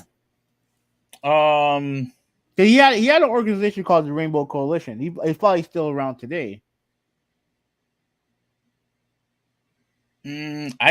honestly, I just want to be truthful. I don't really remember having a problem with it. I don't remember. All right. I don't remember. But my overall point was it illustrates that God's, he's gracious, and that his the grand purpose was to redeem the people, and giving humanity a second chance. That's what the whole purpose of the rainbow was for originally, Mhm. was a redemption, for all, because of we were sinners, we did, you know, constant disobedience, and God had basically giving us another chance when He basically, flooded the whole world, and then but yet He still gave humanity, another chance. I don't want to go, too biblical because I know that's not what you want, Mhm. but I'm just giving you a reason why I was never ever in favor of them using the rainbow as a symbol for homosexuality, because that's heresy. That's what it is. It's heresy. So for me, that's the first thing that I didn't like. Secondly, I'm glad that these guys were able to step up and and stand firm what they believed in. That's what they did. And if you want to continue to push your agenda and you want to celebrate, homosexuality and a sporting event, then you have to be consistent and allow Christians to do the exact same thing. You have to. But guess what? If people start coming out with crosses, if people start praying, if people start using the name Jesus, everybody's going to have a problem with it. That's not being consistent. Where's the freedom in that? Where's the freedom? Oh, it's completely okay that you use your, homosexuality nonsense in this sporting event. Oh, but if I, mention, the Lord Jesus Christ, who saved me from my sins, right? Nobody else died for my sins, only He did. But yet, everybody would have a problem with that. Where's the consistency? It's hypocrisy, in my opinion. So I am grateful that these guys did what they did, because they're not trying to demean or belittle homosexuals. They're not trying to say that they're superior or condemn, transgenders. That's not what they're doing. All they're saying is, we want you to partake in our sporting event. We welcome you to come and watch. We come and welcome you to enjoy. But we could do that and still have the beliefs that we believe in. And we could still disagree with each other despite the fact that you have your beliefs and I have mine. We could still enjoy the sport. That's all to me, that's all what they're saying, and that's all what they're trying to do. We believe in what we believe. We don't support your lifestyle, but yet you are still welcome to come enjoy baseball with us. That's that. I mean, that's all. That's all. And if I'm a bigot for saying that, then you obviously don't know what freedom of speech is. You obviously don't know what freedom of expression is. If you have a problem with me expressing my beliefs and what the Bible says, what God says, and what me following according to what God's word says. You know what I'm saying? Now, am I being the bigot for saying all of this? No. Oh, I was actually waiting for you to say yes because I know how Oh much you hate no, how much no, you hate no, religion. no, no. Look. Here's the only thing I'm going to disagree with you on is that you said that religion is something that's shunned in sporting events. I would argue that's not. I would argue that's not true at all. That is true. The national anthem that invokes the name of God. God. Every athlete, known to man, always praises God for their performance and all the other stuff. No one bats an eye with that. No one bats an eye. There's only one between the two groups. There's only one group that has been shunned throughout the history, and that's the LGBTQ community. You can Really? disagree with that all you want, yeah, but that's the one that's been shunned. Cause you and the perfect example is you saying, "Oh, we will never have a gay president." How many Christian presidents have we had? A shit ton. At least the one that pretend to be Christian. Oh my But God. regardless of that, like the idea behind the pride thing, one is obviously it's a financial thing for money and for marketing. But I think the main point of the Pride Month is to highlight that it's no longer you don't have to be ashamed to be who you are, who you truly are. And while we can agree or disagree on what that is, at the Hmm. end of the day, we shouldn't have like I'm not for people judging people for who they are and who they love and who they want to be with. I'm not interested in that. And I think that's what the whole Pride Month thing is. But when it comes to this situation, like I said before, the guys handled it like professionals. They explained their situation, and the team was okay with it. I'm glad that the team didn't try to like force it upon them.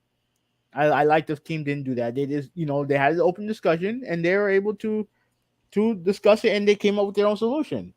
Because too many times, especially for like, and you see this with the whole end gun violence thing, right? Hmm. When you have some groups and a lot of it is on the left where they'll try to force you to be part of the cause when you really don't need to you don't really need to be you don't need to like force it on the people. Yeah. Either they believe it or they don't. It is what it is. You know what I'm saying? Like so when it comes to this, like like I said, I don't have a problem with what anyone did. I think this was the perfect situation of a good organization. And I believe the Tampa Bay Rays are a very good organization.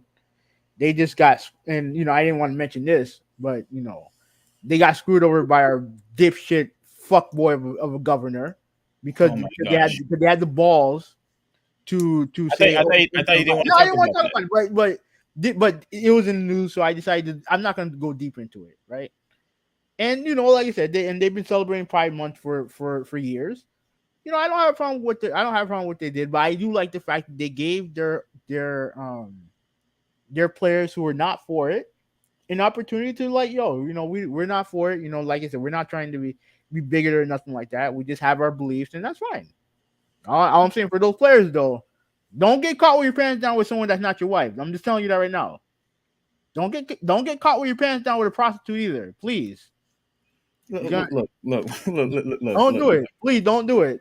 Don't Whether do it. look, I see where you're coming from. Basically, what you're saying, don't commit, adultery. Mhm. Don't commit adultery. I get what you're saying. Look, to me, whether if it's with a friend, an escort, at a massage place, or just some look, it doesn't matter. Regardless, it's still adultery. If you cheat on your wife, that's adultery, and obviously that's not, being Christian like. But in this particular case, in a religious perspective, they are saying that, we just don't agree, with your lifestyle, and it goes against my faith. And I choose, to obey God, and I refuse to compromise in any way.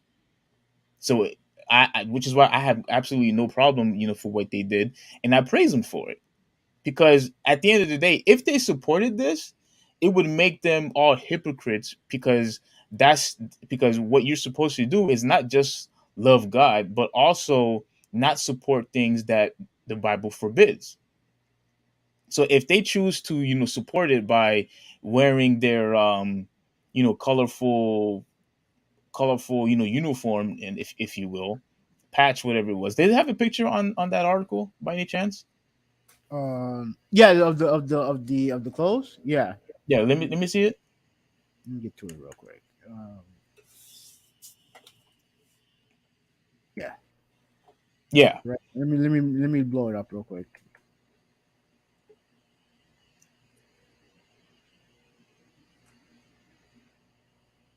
yeah, that's the one. Yeah, with all the, rainbow colors, and you know Yeah. yeah, all the rainbow colors and all the other stuff. Yeah, and I appreciate it, because they're not, once again, they're not indicating that, that you're better, or superior. You know, they're not, saying that, you guys are awful people. All they're saying is that because of my beliefs, I'm not going to support this. But I guarantee you, a lot of people are going to crucify them. A lot of people are going to call them bigots, because when it comes to what I don't like about the LGBT community is, or the transgender community, is that they are constantly trying to force you to support them. That's what they try to do. And with all the pronouns and all this other mumbo jumbo, they are purposely trying to tell you, you have to accept and you have to support what we believe in. No, I'm not going to support you. That's not what I'm going to do. If I'm going to live as a Christian, and if I'm going to profess that I believe in Jesus Christ and he's my Lord and Savior, that also means that I have to be obedient to what he says, and also hates what he hates. He does not like sin. That goes for homosexuality. That goes for adultery. That goes for lying, pride, all that other stuff. Now, obviously, we all have sins in our lives. And I don't want to go and preach or anything. We all have sins in our lives, but I'm not going to continue to embrace something that God tell us no. Separate ourselves from those things. We have to show some type of resistance. And they are doing it in the most lovable and professional way as they can, by simply stating that we love Jesus Christ and that we are not going to support this. So by not supporting it, we are not going to wear it. And I think they did a phenomenal job, by displaying that in the sport, in the sporting event. So I'm proud. So I'm proud of those guys, and I really hope that this continues on, from this day forward, because we need to continue to show that by us being faithful in the Lord Jesus Christ, that we just cannot support just because society has supported it. That doesn't mean that we have to. All right. All right. Moving on to another topic. Yeah, yeah. It looks like you looks like you were tired of me talking. No, That's no, no, that's no. that's what it looked like. No, you did what you did. You No, did your no, no, no, thing. no, no. Yeah, yeah. I did my thing, and all I'm saying is they don't want to promote their lifestyle. Well, let me ask you a question. Hmm. Let me ask you a question. Would you think that it was wrong if they had said no? No. I'm not going to ask you that question, because there's going to be a long discussion. No, no, no, no. I'll Ask the ask you later. question. Ask the question. No, ask the question. Ask the question. No, no, no. I don't think it's a good idea, because what I was No, going to say. bro, ask the question. Ask the question. No, no, because what I was going to say is, since the gay community could do all this stuff, is it perfectly fine for Christians to pray, come out with crosses, say Jesus, all the other stuff, just as much as the gay community does? Will that be okay? They do that all the time anyway. Not really. Yeah, they do. So a lot of people Look at churches. You have churches like all over the world. Dana You White. He said that we're not allowed to say Christ. who gives a shit what Dana White had to say about anything? Who gives a shit? Who cares? All that dude cares about is money. That's it. Like you have look, Christianity is one of the most celebrated religions out there. It's one of the most powerful religions out there. Okay, you have nothing to fear. You have nothing to fear. All right. If you don't want to support it, that's fine. Don't support it. You don't have to support it. And I But get it. that's fine. But don't call me. And I get it. It's all over the place. You see it everywhere. It's an actual month. But the facts are is that people who've been in that community, especially the ones who grew up who grew up having to be gay and having all these laws and stuff against them and having jokes told on them and having that all that stuff be negative towards their life to their lifestyle, like they're getting their flowers now, and it is what it is. Just let them get their flowers and live your life the way you live your life. I think they had enough flowers. That's my point. No, they're fine. I think we had enough flowers. They're fine. They'll be fine. You'll be fine. We give them enough flowers. They'll be fine. What we should do is celebrate what matters. Hey, what is there to celebrate right now? To celebrate that we're saved. I mean, but again, you keep trying to force your religion onto them when the actuality is like that's not what they believe in. And if you want to preach about them not forcing their religion on you, you should try to do the same thing in kind. Wait, they're doing it. They're doing that already. Okay, that's fine, but you don't have to return. Wait, no, it's not fine. It's not fine. You don't have to return the favor. You don't have to return the favor. You don't. You don't have to. You like this whole bullshit about fight fire with fire. You don't have to do that. You're preaching about not wanting them to force themselves onto you. Don't do the same thing to them. No, we have to do the same thing to them because that's not what we support. If you are going to continue to showcase that you are, a homosexual, I should have the ability to showcase that, hey, this lifestyle is wrong and we should be obedient and do what God says. Okay, that's fine. That's fine. No, it's not fine because if we do that, we're called bigots if we do that. Okay, and that's my point. You just said and? Did you just say and? Wait, who cares? Just say that you're not and move the fuck on. No. That's that. That's not how it works. If we tell them right here and right now that listen, this is not the lifestyle that you're supposed to live in, we will be called bigots, and why would you tell them that? Why would you tell them that? Because the Bible said so. So if a gay person came up to you and be like, embrace our lifestyle, you would say no. So why would you do the same thing to them? Because it's not normal. That's one reason. It don't matter what's not normal to you or what's normal. The facts is that they say that don't treat us differently because of who we are. That's the whole thing when it comes to pride. Don't treat them like differently because you don't like their lifestyle. Treat them with the type of respect that you would treat anybody else. And then in return, they should do the same thing to you. They should do the same thing to you. You could disagree with them and simultaneously show them respect. Just because you disagree, that doesn't mean you don't respect them. Yeah, you still have the right to disagree. That's fine. Yeah, absolutely. You absolutely have the right to disagree. But when we get to the stupid area is when we're trying to force our beliefs onto each other. That's when we get to the stupid area. And I'm not. No, like it's like this in everything in life. Oh, you have to like this. You have to believe this. You have to believe. You have to listen to this. You have to. That's dumb. I'll do what the fuck I want. You do what the fuck you want. And if we're cool, we're cool. If we have a disagreement, we have a disagreement. But it is what it is.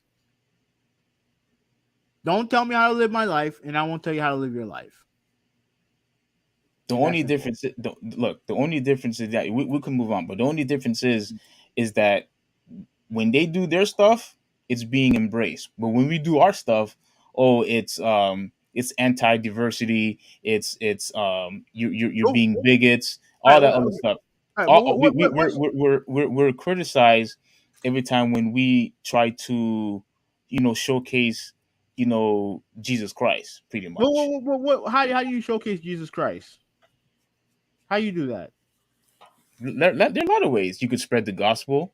Mm-hmm. You could, constantly tell people that, Lecture people. Yeah, 'cause that yeah, that that helps people. well, you call it what you want, but telling the truth is the only way you set these people free. That's the only way.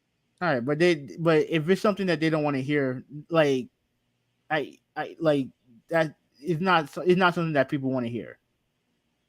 I don't want to hear it. If I'm out and about and you're coming up to me preaching me about God and all that other stuff, I'm not. I'm gonna tune you out because I'm not interested. If I was interested, I would do it. I would do it on my own. I don't need you to help me. You know what I'm saying? And the thing the first thing you said was this lecturing people.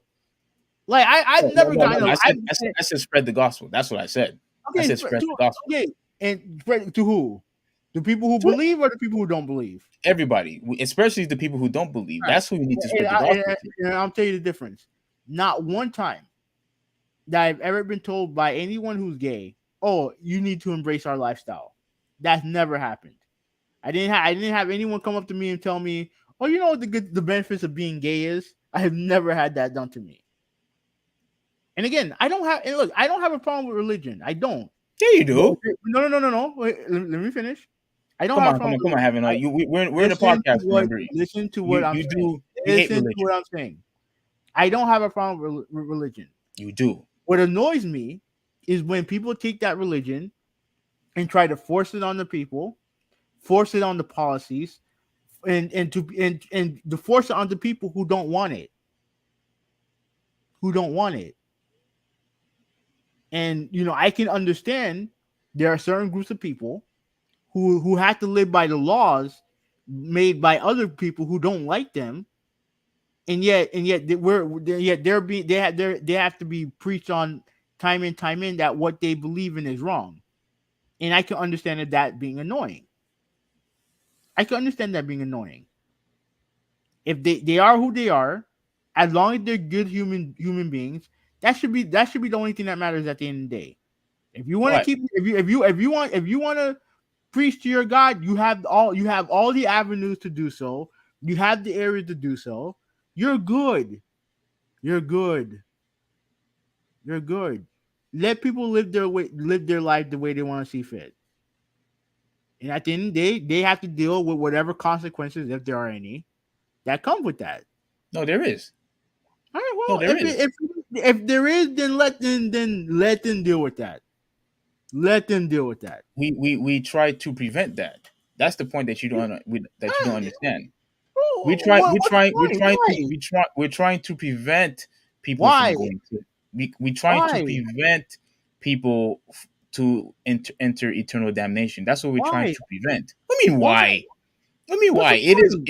It is our job as Christian. I don't know if you know this, but it Does is how our much does it job. pay? How much does it I pay? it doesn't it is we don't get paid for anything. Then that's a bad job. Then No, that's a it's not. bad It's not. job. It's not a bad job. It's not a bad job. We receive, spiritual blessings, from God. Mhm. And at the end of the day, if you are able to help someone and save them so that they don't go to eternal damnation, that's one of the greatest accomplishments that you could ever receive. Greatest accomplishment. Because now we have somebody who's going to praise our Lord Jesus Christ. We have another person who's going to dedicate their life to God. That's the point. It has nothing to do with me anymore. It's all about serving the Lord Jesus Christ. That's it. All right. Well, you can serve him. I'm good. No, I'm look, good. listen. I know how you feel when it comes to religion. I know how you feel when it comes to religion. But for me, as a Christian, as somebody who had a changed life, I repented for all of my sins. Jesus saved me. Jesus forgive me. I continue to repent. Jesus sanctified me. And I want to continue to use that on display so that other people could get saved. That's all I'm and, trying to and, do. and And if people you don't, and and you. if people don't like it, that's fine. But I'll go somewhere else and spread the gospel elsewhere. Jesus did the exact same thing. All right, that's cool. That's cool. What did I get him? I mean, what I did I mean, get him? for real, what did I get He's in him? he's in heaven right now. All right. He's in Well, I heaven. mean, I He wish he had is an in easier way to heaven. get there. He I wish is he in. had. I wish he had He I wish he had an easier way to get there. look. He died for all of our sins so that we could live heaven now. All right, that's Look, cool. I'm sorry. You may not like Christianity, but I'm sorry. It is one of the greatest gifts that we could ever receive in our entire lifetime. To That's have eternal fine. life. To That's have fine. eternal life. That's And I'm fine. sorry. And again, these guys, by not supporting it, shows that we have to continue to show resistance when it comes to people embracing sin, because it's now being in public display on national TV. We have to do our part as Christians to prevent that in some way or fashion. We have to. All right. Because Well, if we no longer pray for people, if we no longer spread the gospel, if we no longer, show the love that Jesus had shown when he was walking on the earth, then there's no purpose in this life anymore. Everybody just basically, just go to hell then. And that's not what we want. That's not what we want. Jesus didn't do that, so why should we? He got crucified because he declared that he was God. okay. That's why. And And people so hated people hated him for it, and people will continue to hate us because they think that we're bigots, they think that we're intolerant, they think that we, don't want to accept people. Look, we love all people. We love all nah, people. don't say that. No, listen. We love all people. At least that's what the Bible instructed us to do, to love all, because Mm-hmm. Jesus loved all. So we should Mm-hmm. be able to display the exact same thing. But that doesn't mean just because we love all people that we accept all people's lifestyles. No, And no, no, the no, and no, these no. guys Clearly, you guys did don't. that's was that? Clearly, you don't.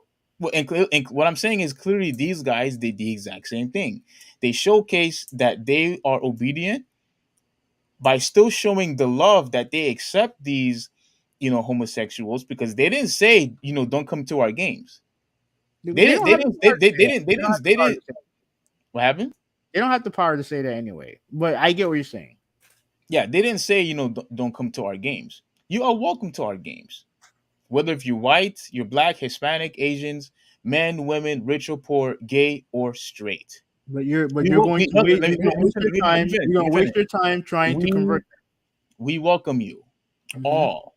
We Mm-hmm. don't have to agree with the same things, but we all can still come together, right, in unity, and enjoy despite of what we believe in.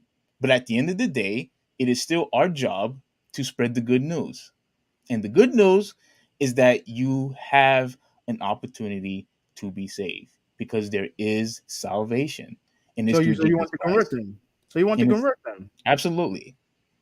And the thing is that most and you while you're and I get that you're upset that they tried to convert other people, but No, that no, is no, no, no. No, I'm not trying. I'm not upset if a Christian tries to convert. I mean that I mean when you really think about it, that's what isn't that what pride is? That what Pride Month is? Accepting their lifestyle, No, accepting we don't. who they are as a person. That's what Pride Month is. It's not about like, oh, we want you to be gay. Like it's not that. It's that don't look at us differently because we're gay. Treat us with respect because we're gay.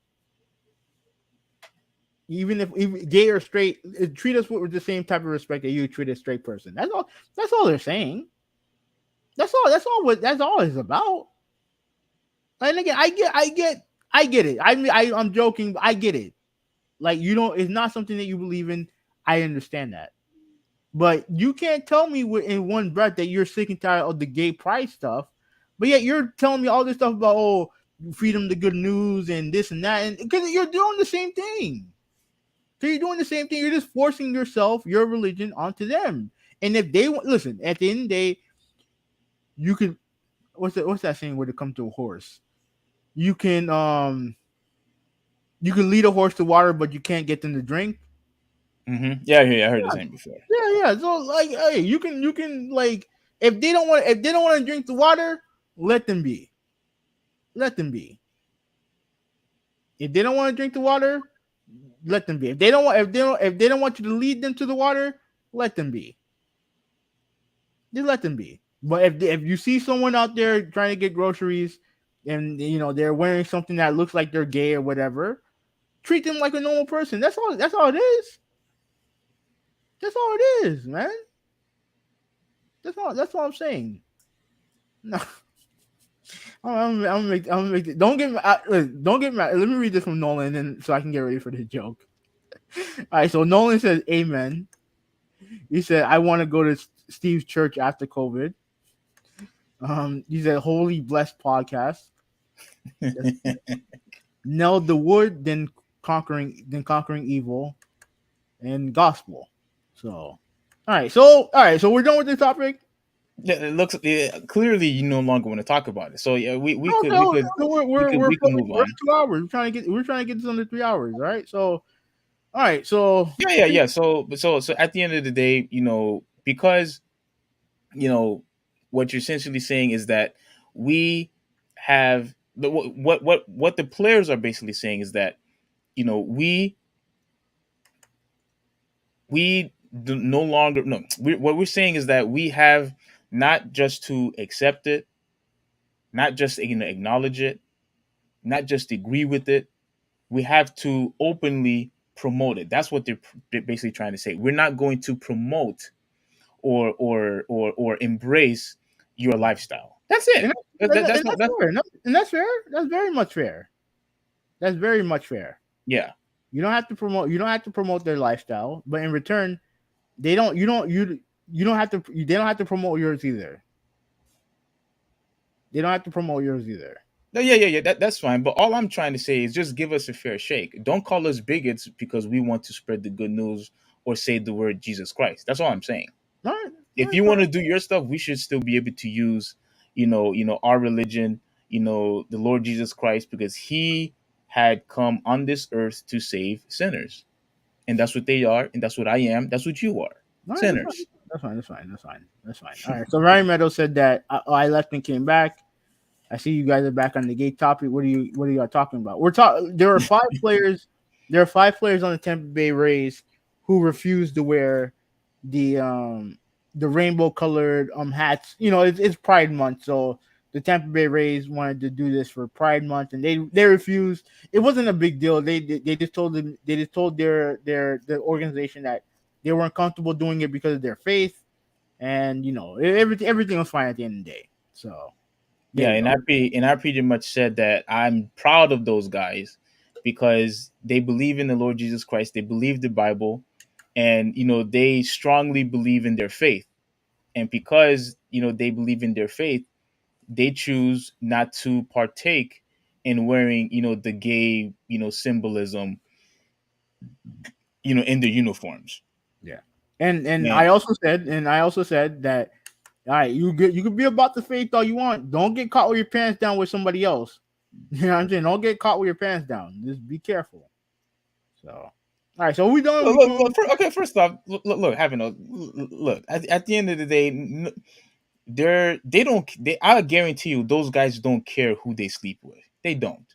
But if they care about their souls and they want them to be saved, they'll spread the good news to to the open world and tell them that, listen, this is not the lifestyle that you're supposed to be partaking in. That's all.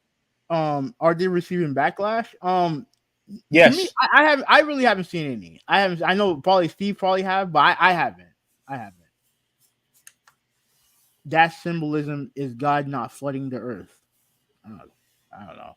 But anyways, all right. So moving on to the next topic. Now, okay. Speaking of gay, let's talk about Sonic.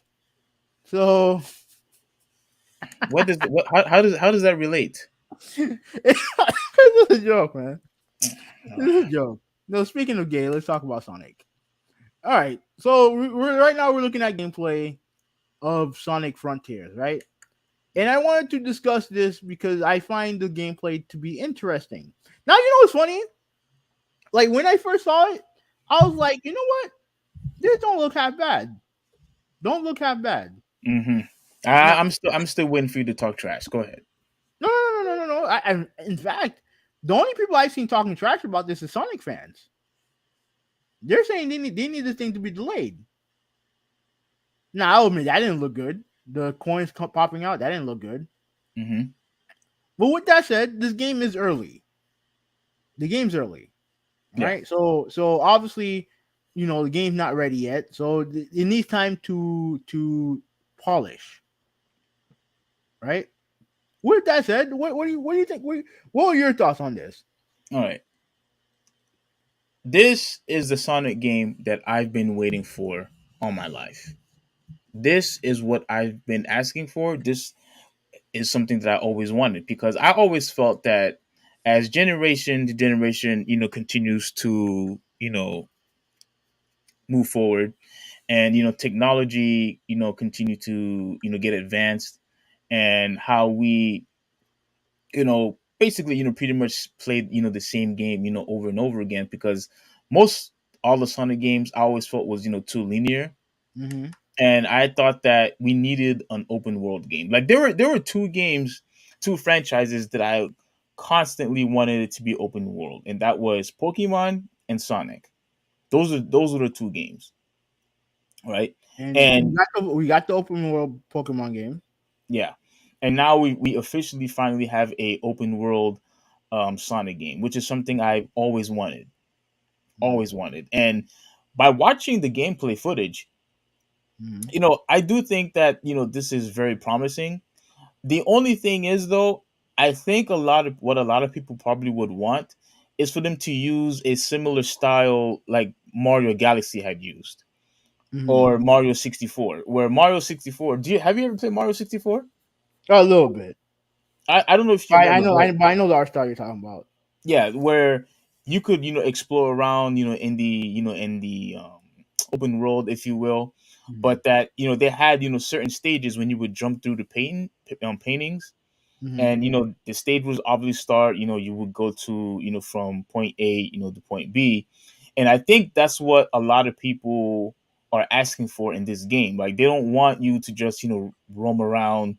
They actually want you to participate in actual stages and have some stages probably be linear and play a traditional Sonic game, which I'm okay with that, just as long as we are able to explore open world such as this currently. You know what I'm saying? Mm-hmm. So that's pretty much what I want. Like I do want traditional stages, but if they keep it the way it is right now, I'm okay with Mm-hmm. that because this is very refreshing. This is something new. This is something that's that's completely different than from the other franchises. So Well, I'm I will. definitely hyped up for this. I will say this. One of the criticisms that I've seen so far for this is that the world looks empty. Oh, like is lifeless, soulless. Yeah, Hmm. that it looks empty, right? And that was the same thing. And the thing with the Pokemon game, I forgot which one it was. It wasn't Pokemon Go. I've never played Pokemon Go, but the open world game I was referring to is another one. Um, but the thing is that with that game, the game just looked ugly. I saw the game. I saw the gameplay of that. That shit just looked ugly. This doesn't look empty, but definitely looks it doesn't look ugly, but definitely looks empty. Hmm. Definitely, there's aspects Like of it that when you say empty, you mean like not enough enemies? yeah, there's not enough. There's not enough going on. It's not just the enemy. There really doesn't seem to be much going on with the game. Okay, okay. You know what I'm saying? Like that's all. That's all I'm really saying. They went with a different art style. Like you said, they could have gone with the Galaxy type art style, but they didn't. They went with this. Yeah. And I don't have a major issue with it. It just to me, I'm just interested to see what they do to make it better, to improve it. Because like I said, it is early, and if the game gets delayed, ultimately it's for the better if it gets delayed because ultimately it's going at the end of the day the game's going to be better for it if it does get a delay. Okay. So the question that I have for you is because I know Mhm. how much you hate Sonic. or Mhm. you hate the franchise, are you going to buy this game when it's officially No, finished? no. But then, wait a minute. So you've talked about how you believe that when the game slows down, you said that the game is boring when the game slows down. You constantly talk about that the game was on rails. You constantly talk about how there's nothing different in the game. This trailer basically changed or basically gave everything that you could possibly ask for, and you still don't want to get the game. Why? Okay, I need to see if the game's actually good or not. First of all, I need to just because what I'm seeing right now is it's fine, but it's not something that I'll be like, oh, I need to buy it right now. This ain't Street Fighter. This ain't Street Fighter Five hype. No, it's just like okay, it looks interesting. Interesting, not enough to buy a game for $70. Um, wait, this game's gonna be $70? Likely, Are you likely, sure? yeah, likely, likely. Mm, All right, I so don't, but I don't, you, I don't, I don't, I don't, I don't buy that. all right, so I need to respond to this real quick before we continue. Loyalty Parker asks, "Why is it weird all five are Christians?" No, it's not weird that they're Christian. They're all pitchers. That's what's weird about it. I figured that you would have a couple guys who are because for NFL, for MLB team, there's 26 guys on the team, right? And then obviously you have coaches and managers and stuff like that. And I just find it weird that all five of those guys who protest, not protested, but they said, you know, are all pitchers. I just thought that was weird. Not that they're Christian. Like I'm sure there's more than five Christians on that team. Nolan Void said that there need to be But, more. but okay, but you said that's weird. That still doesn't make any sense why you think it's weird, because anybody could happily be a Christian regardless of the position. No, yeah, that's true. But like the only guys who I'm just finding it weird that the only guys who stood up were all pitchers. There's not there has to be more Christians in there, or at least I would figure. I just find it a little bit weird, but Well, it's not a big deal because well, go ahead. no because now that I mention it at the very so there's 26 guys on a team, right? So you have 13 pitchers, 13 batters normally, Hmm. and 13 position players, and then plus you also have managers and staff, managers, coaches, and staff, and they all wear uniforms. At least the managers and coaches, they all wear uniforms. So I just find it weird that the only people who had a problem with it were five guys of the same position. That's all I'm saying. Like I I mean, figured there were more Christians than that. I But mean, I didn't mean nothing malicious or anything by it. no, I don't think you meant anything malicious, but in my opinion, I believe there probably were more Christians, out there. The only thing is, we only had five that was actually bold enough, to say no, this is not something that we're going to support. Now, we still welcome you in.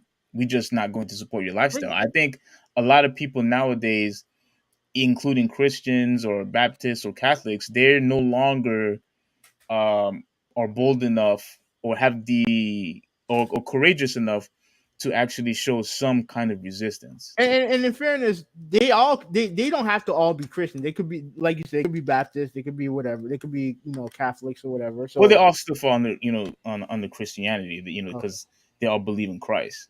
okay. Yeah. All right. So Nolan said that needs more NPC and more animals. Like if you're not gonna have more NPCs, that's fine. But I mean, I didn't really see, outside of birds, I didn't really see any other animals in the game. Oh, go back to the footage, because I want to see. Let me share it back. Hold on. Yeah, I didn't really see anything outside of Let me get to it. Anything outside of the enemies. I didn't really see anything. But I don't think you answered the question. Why aren't you interested in getting the game? It's because it's Sonic, isn't it? Not because of Sonic. It's the type of game that I normally don't buy for full price. And two, I need to see if this game's actually gonna be good. I need to see if this is actually gonna be good. Like I'm not like you who just buy any Sonic game just for the sake of buying Sonic games. I'm not like that. So I just need to see more. You've been guilty of doing that with your all of your favorite franchises. Come on, man. Oh yeah, because I know that those games are good. I'm not gonna sit there and pretend that Sonic is anything special. To me, it's not. Mhm. Even at its peak, I didn't think it was anything special. No. Well, that. Oh crap! You turn it off again. I was gonna. Yeah, why you keep turning it off? Like, isn't this the Yeah, game we're talking about? because I want to move on to Street Fighter. Yeah, you want to rush to to Street Fighter. Okay. Um, crap. What was I don't think you'll be able to find it because yeah, I don't think you'll be able to find it. But there are a couple of fighting mechanics, that they added. Like I saw Yeah, that he. yeah, yeah. They showed the thing where he's throwing each look like he's throwing like a whole bunch of stuff at the enemy. Let me see if I can. Let me rewind Yeah, it. and from what I also found out when I was watching, gameplay footage, earlier, There it you go. was There that you go. See that? yeah, that was also cool. I Mm-hmm. heard that the wave dash is also back.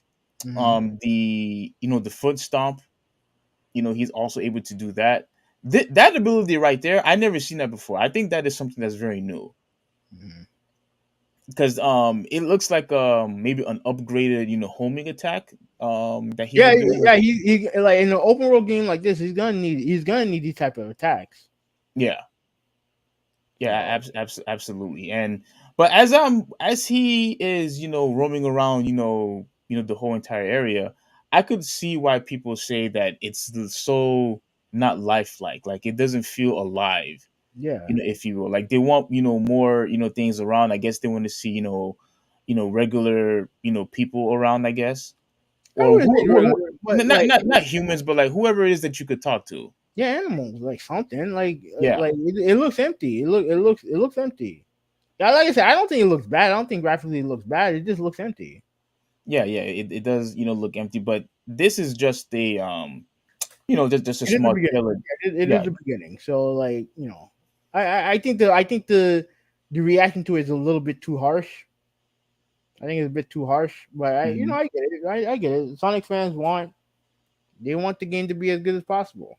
So Now, do you think they should take the route that Mario took, where you go to different stages and then everything is back to linear again? no. No. If you have a plan for the game, do that. If you want to do it, just execute it well. That's all that matters. Okay, so you think Don't be a Mario ripoff. okay, so basically, no. I don't mean be a Mario ripoff, but basically take the same formula of because Mario still have stages for you to go to. So I Hmm. was thinking because I don't know if this is a very good example, but Zelda is somewhat similar where you travel from different areas, different cities and things like that, but they still have actual dungeons for you to explore in, if you will. Yeah, yeah. You know what I'm saying? So I'm thinking maybe they're probably going to do something like that. So for example, okay, you see him running. Let's say if he goes to this area here, it'll warp into some type of stage and everything is linear and then he has to go to point A to point B Well, once I he's think okay, I get what you're saying. Like, what I think what's important here is to have different scenery for these places. yeah. If everything is just gonna be green, that look is gonna get old after a while. Like, let's say if they have an area where it's obviously green, but then they have a snow area. Or You like a know, lava area, like a or magma yeah, area. or something like that. Some new scenery, diverse scenery. Okay, That so you want like a snow area, a desert area, a city, casino area, like oh, something like that. something that will make it look different. Okay, Yeah. if you're just patrolling around the same type of area for a long time, at some point it's gonna get boring. It's gonna get no matter how great that area looks, if it's all the same, it's gonna get hmm boring after a while. You know what? Wasn't sorry that I'm going off topic, but wasn't that one of the complaints you and a lot of people had with Need for Speed Underground? Um, Was everything like it was open world, but you was basically in the same area, just traveling. I do remember having that criticism with Need for Speed, Yeah. and then you also have to take into account that I played. Midnight Club 3. Hmm. What I'm saying, and Midnight Club 3 had three different cities. Yeah, So like, yeah. So yeah, definitely, yeah. I had that criticism for that game. yeah. Hopefully, we are able to go to different areas and explore. I really do hope that they have somewhat of a of some type of city, Mhm. or like you said, a snow area, a desert area, or whatever. But I'm definitely looking forward for this game. This is absolutely a day one buy for me, and I'm absolutely getting it for the Switch. Yes, I am. Okay. Yeah, because they're the only console you have. All right. So Now, remember, for my birthday, I don't know which one I'm going to choose, but it's probably either going to be the PlayStation 5 or the Xbox, for my birthday. I just don't know which one yet. yeah, whichever one you can find, buy that one. Yeah. All right. But it's So not going to be the Xbox One S. I know for a fact I'm not buying that crap. all right. Nolan said that Frontier is only an alpha. Okay. All right. So it needs time. It needs time. So like I said, I'm cool with, like I said, I'm cool with it. I need to see more. But like I said, it don't look that bad. Hmm. All right. Final topic of the day is there's been so many leaks to Street Fighter Five as far as like content. Let me switch let me switch this sharing style. There's been so many leaks to the game, and I'm not gonna lie to you. I'm not happy about the leaks. I'm not. Wait. What? I'm not happy about it. Oh, you explain yourself, dude. I wanted Capcom to show off these characters on their time.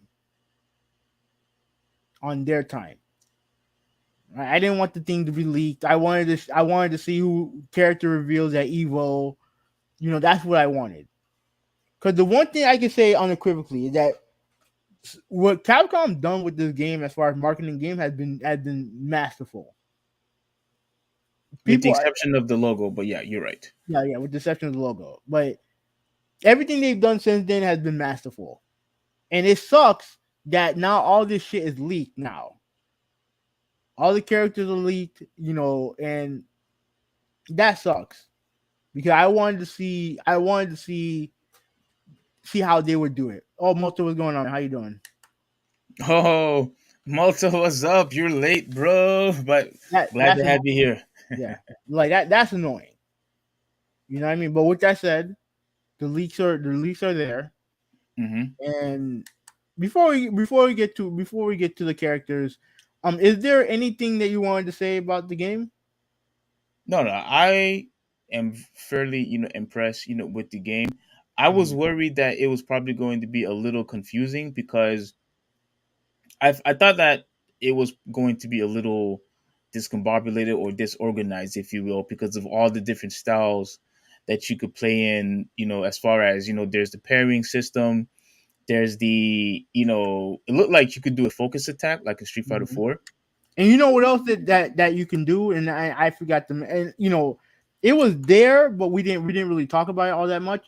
In alpha you could do the alpha counter to we use like a gauge to counter the count, pretty much to do a counter attack. Yeah, I remember. Yeah, they have that in the game too. Oh, they So they got that in the game also. Mhm. So they pretty much what they did is they added multiple mechanics from different Street Fighter games and just put them and put them in the drive art. Oh crap! And made them part of the whole drive system that they're going with. Are you able to see this one real quick? Okay, Oh, is this better, a better view? let me see. Hold on. Oh, yours. Let me see. Yeah, yours is much better. Oh, Yours okay. is okay. So these are the characters that were leaked. All right, and like I said, I'm not happy about the leak, but at least right now we can talk about the characters. So Right? you pretty much wanted the same like how they showcased with Street Fighter 5 where they were announcing each character one by Yeah. one Yes. and gave room for like shock value and things of that Yes. nature. That's Yeah. what you wanted. Yeah. Because that's really the best part about watching Evo, like in watching the community react to characters or games or what have you. You know what? I was going to say that you're ridiculous, Hmm. but you are. I'm starting to remember the moments, the special moments that I had, that my brother had when they were announcing, different characters, with Smash Brothers.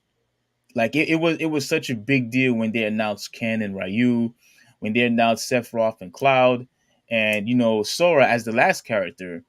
People started Yeah, crying. People was getting emotional, about that. So I see where you're coming from now, because now we don't get to experience that now that we all have everything right in front of us. exactly. And the only real thing that can be salvaged is just watching gameplay of how these guys perform and guys and girls perform, seeing Hmm. their movements, and even some of that stuff been leaked.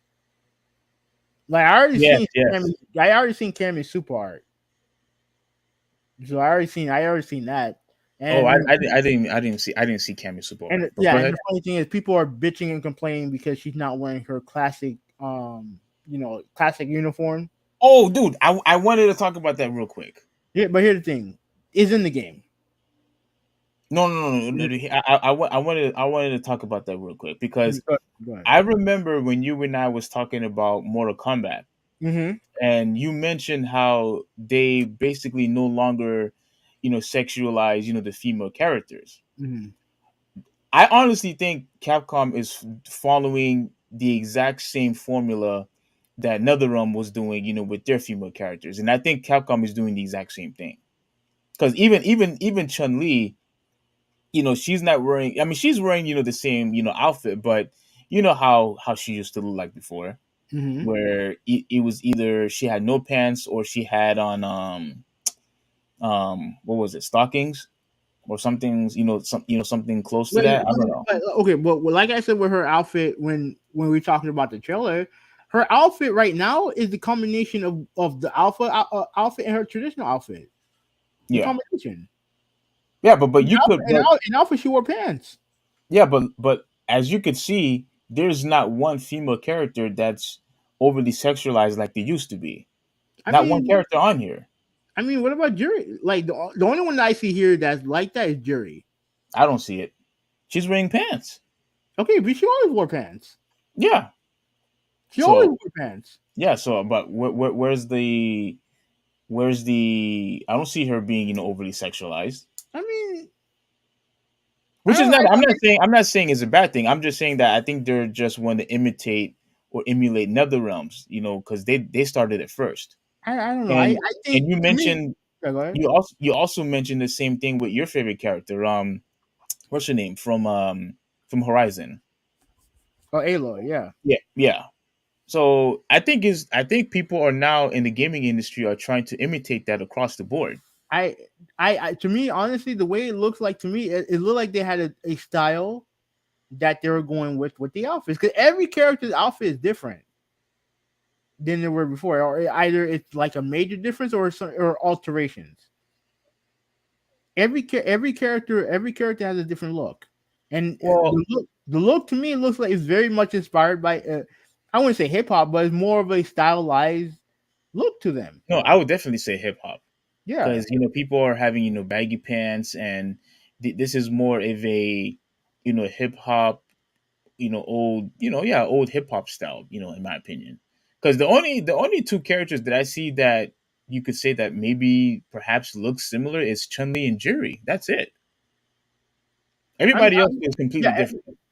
Yeah, I would say that like yeah, but like even still, like, I don't think it's a big deal, and I would understand if they completely took out her old Cammy's old outfit, but it's in the game. I saw the leak. It's in the game. Oh, so you could choose which outfit you would like for her to wear, pretty much. Pretty much, yeah, pretty much. I think it alternates between the current look and the old school look. So like yeah, I don't find that to be a big deal. Do But you do anyways, you, do you like this style? This new style?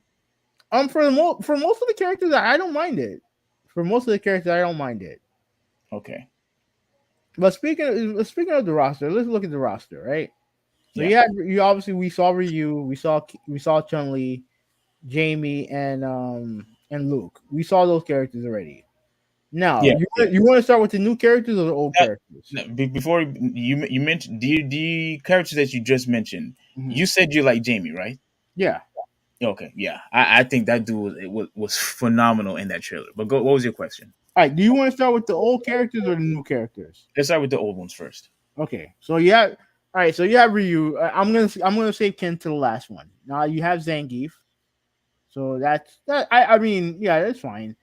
Yeah, Dalsim, E Honda. So pretty much all the World Warriors are in the game. the Pretty original much characters. the Yes. original eight, all original eight characters are in the game.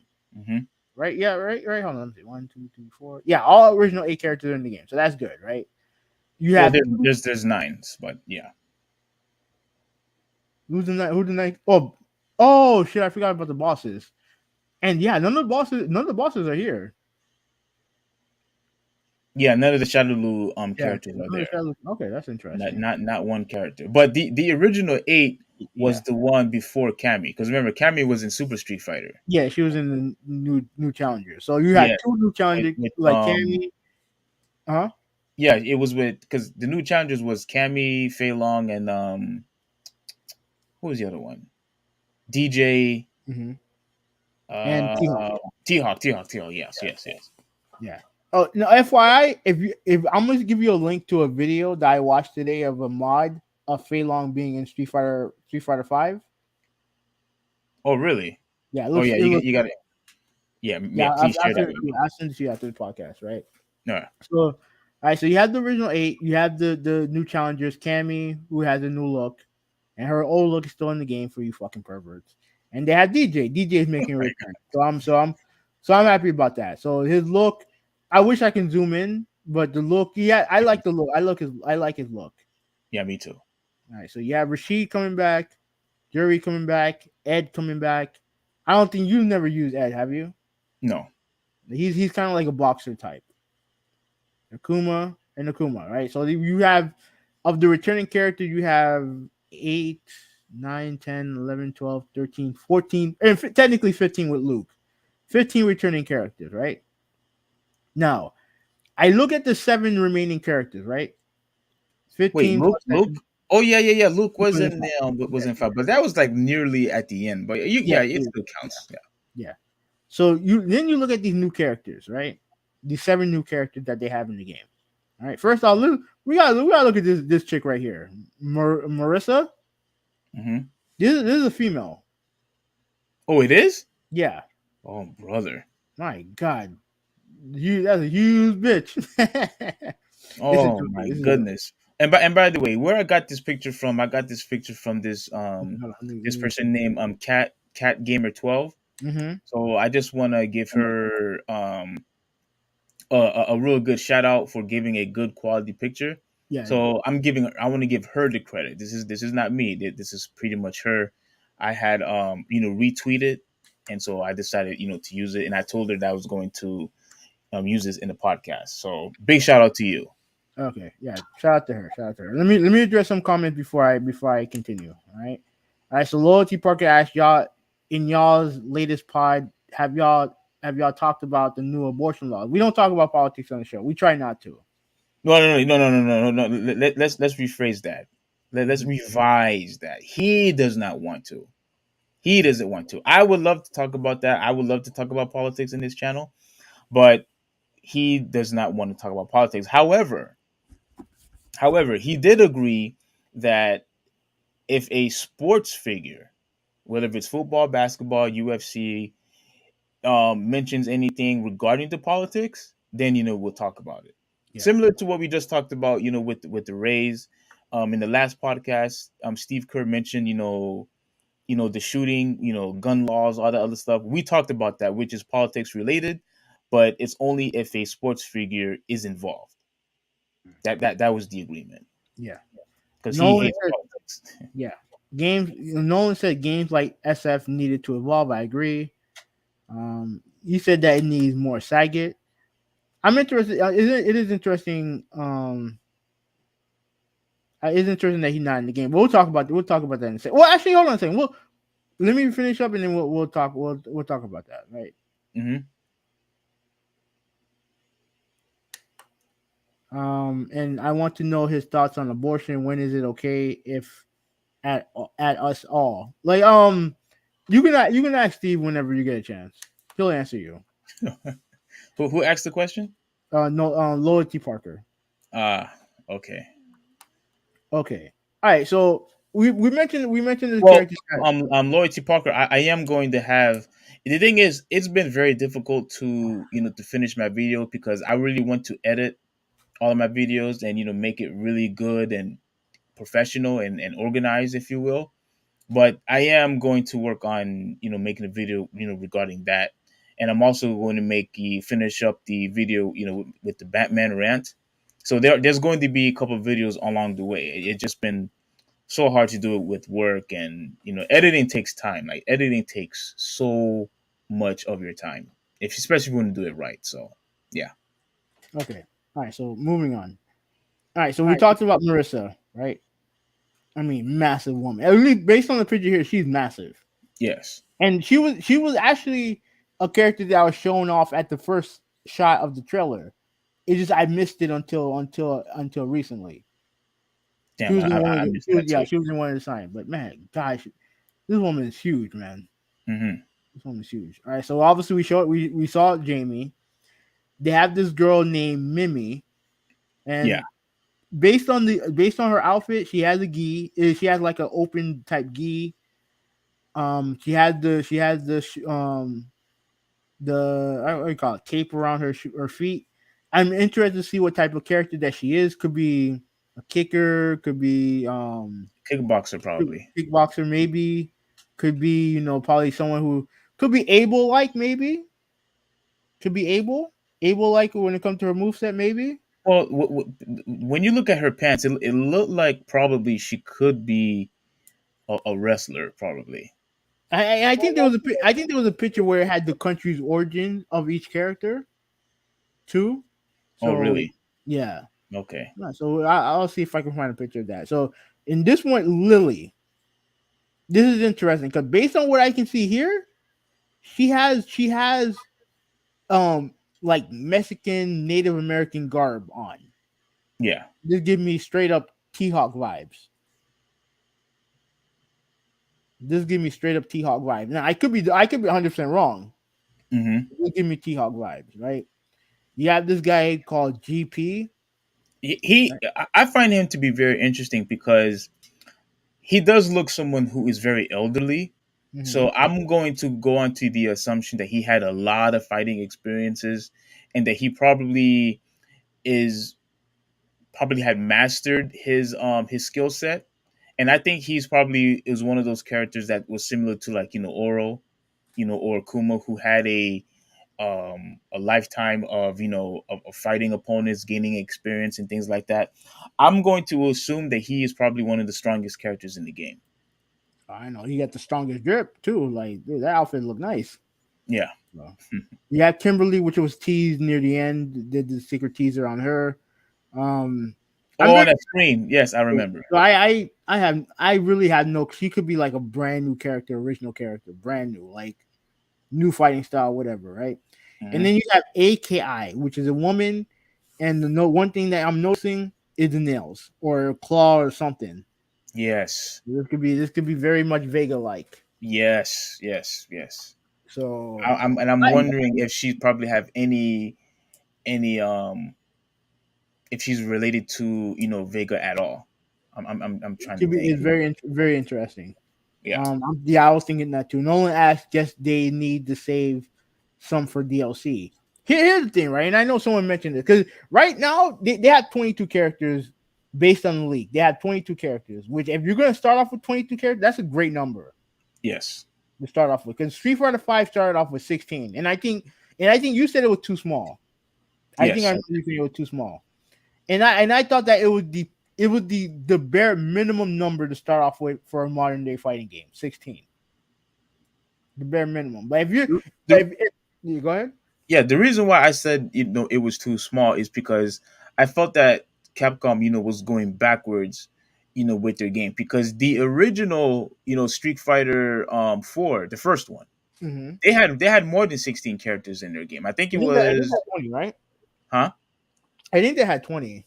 Yeah, Yeah, yeah. So I thought that the fact that they had less characters than the original Street Fighter 4, not Super Street Fighter 4, not Ultra Street Fighter 4, yeah, Street the Fighter very 4. first original Street Fighter 4 game. And it's always hard when you go from one game to another, especially when the game is updated and you have all these characters. Because Tekken, dude, Tekken has like so many characters in the game, and then if they're gonna go make another one, then it's gonna be a lower number. Well, see, the thing is, don't do you believe that too many characters is a bad thing? Because I think even you told me when it comes to Tekken and even with Street Fighter 5, there's still characters that you even haven't used yet. Well, the Street Fighter 5 is only because I stopped playing after season 4. So the last 5 characters that they came out with, I haven't used yet. I've used every character in Tekken 7. Okay, okay. In I've used Tekken every 7, you character. use them Yeah, all. I've used all of Okay, them. okay. But even still, it's a lot of characters to learn. It's a lot. So it's bad to have too much, to have a huge roster like that. Not necessarily. As long as the characters are unique, then I don't have a problem with it. The only game where I felt like it was a problem for me was King of Fighters 14. Because they had a lot of at least for me, useless characters in that game. Well, like in my opinion, when it comes to games like King of Fighters, obviously it's multiple franchises in one game. So I think that is acceptable. Or if it's a collaboration, obviously, Marvel vs. Capcom, things like that. I think having a lot of characters, does it, justice. And I think you could let King of Fighters slide since it's multiple franchises in one game. But if Yeah, it was like Street Fighter, I would agree with you. If it was like Street Fighter, Tekken, Soul Calibur, I would agree with you. the problem is with that game, a lot of those characters are pretty much our original King of KOF characters. They're original KOF characters, and those characters are not. And they added some new characters, and those characters weren't fun to use. Lame. Oh, But at least this one's better though. This one's better. 15 is a lot better. Larry Brown said, "What's up, bro?" Shout out to you. what's up, Larry Brown? Okay, What's going on, Larry? okay. Who do you think is missing in this game? you you Oh mi- you wait, you wait, you missed a lot, Larry. wait. You missed a whole lot. But go ahead. Wait. Before I answer, let me go back. To answer the original question from Void, right? If with these characters leaking out, I think you have to have these characters available at launch. If you want to have DLC characters, that's fine. But since we all know who these characters are, now just to say, oh well, we had to save some of them for DLC, I think that would be a mistake. Oh I yes, think that would be a yes, mistake. absolutely.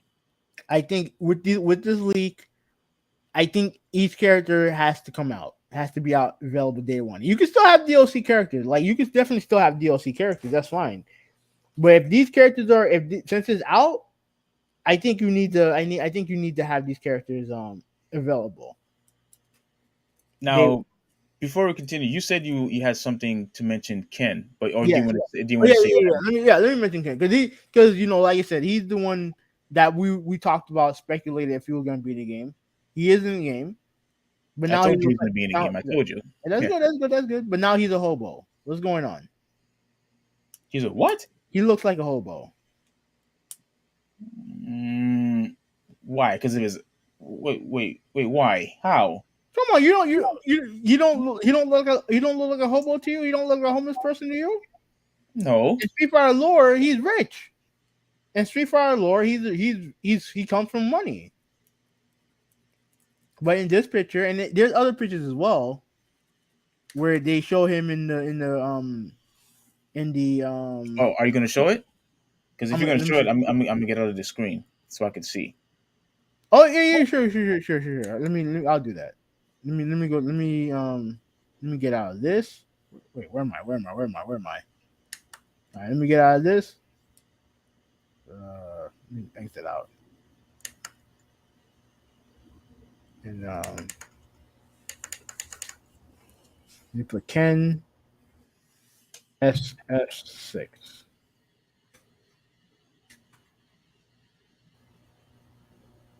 Okay, and then I'll pop it back in. I'll pop it back in the screen. Hmm. Okay,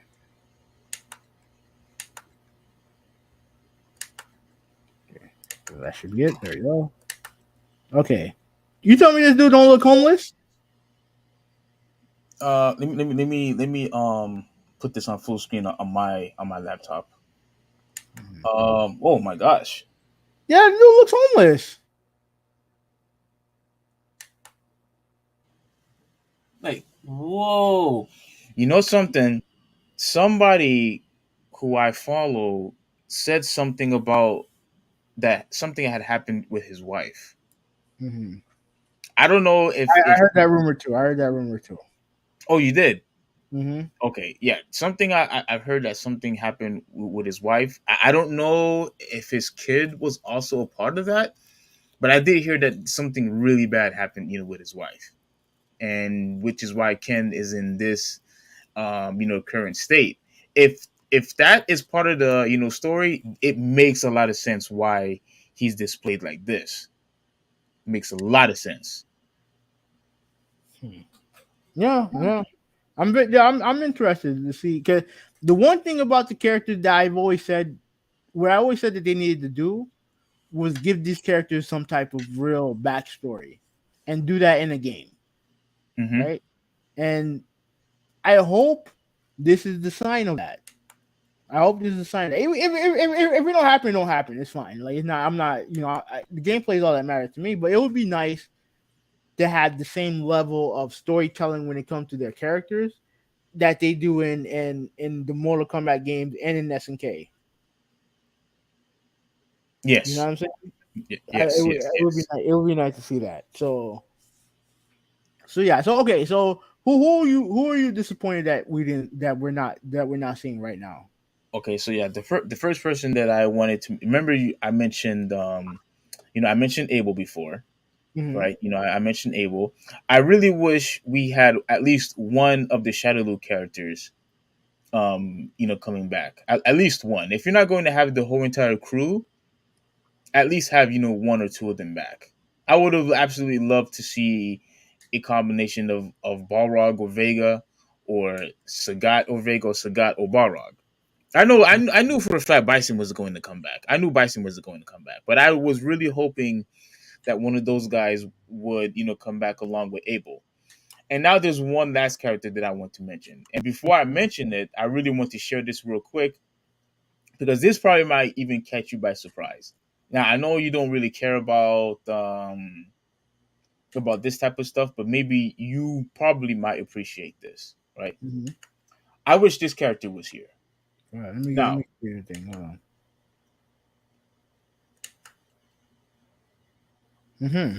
Who's this? okay, okay, this is something that I don't know if you remember, but last month, I think it was last month or 2 months ago, right?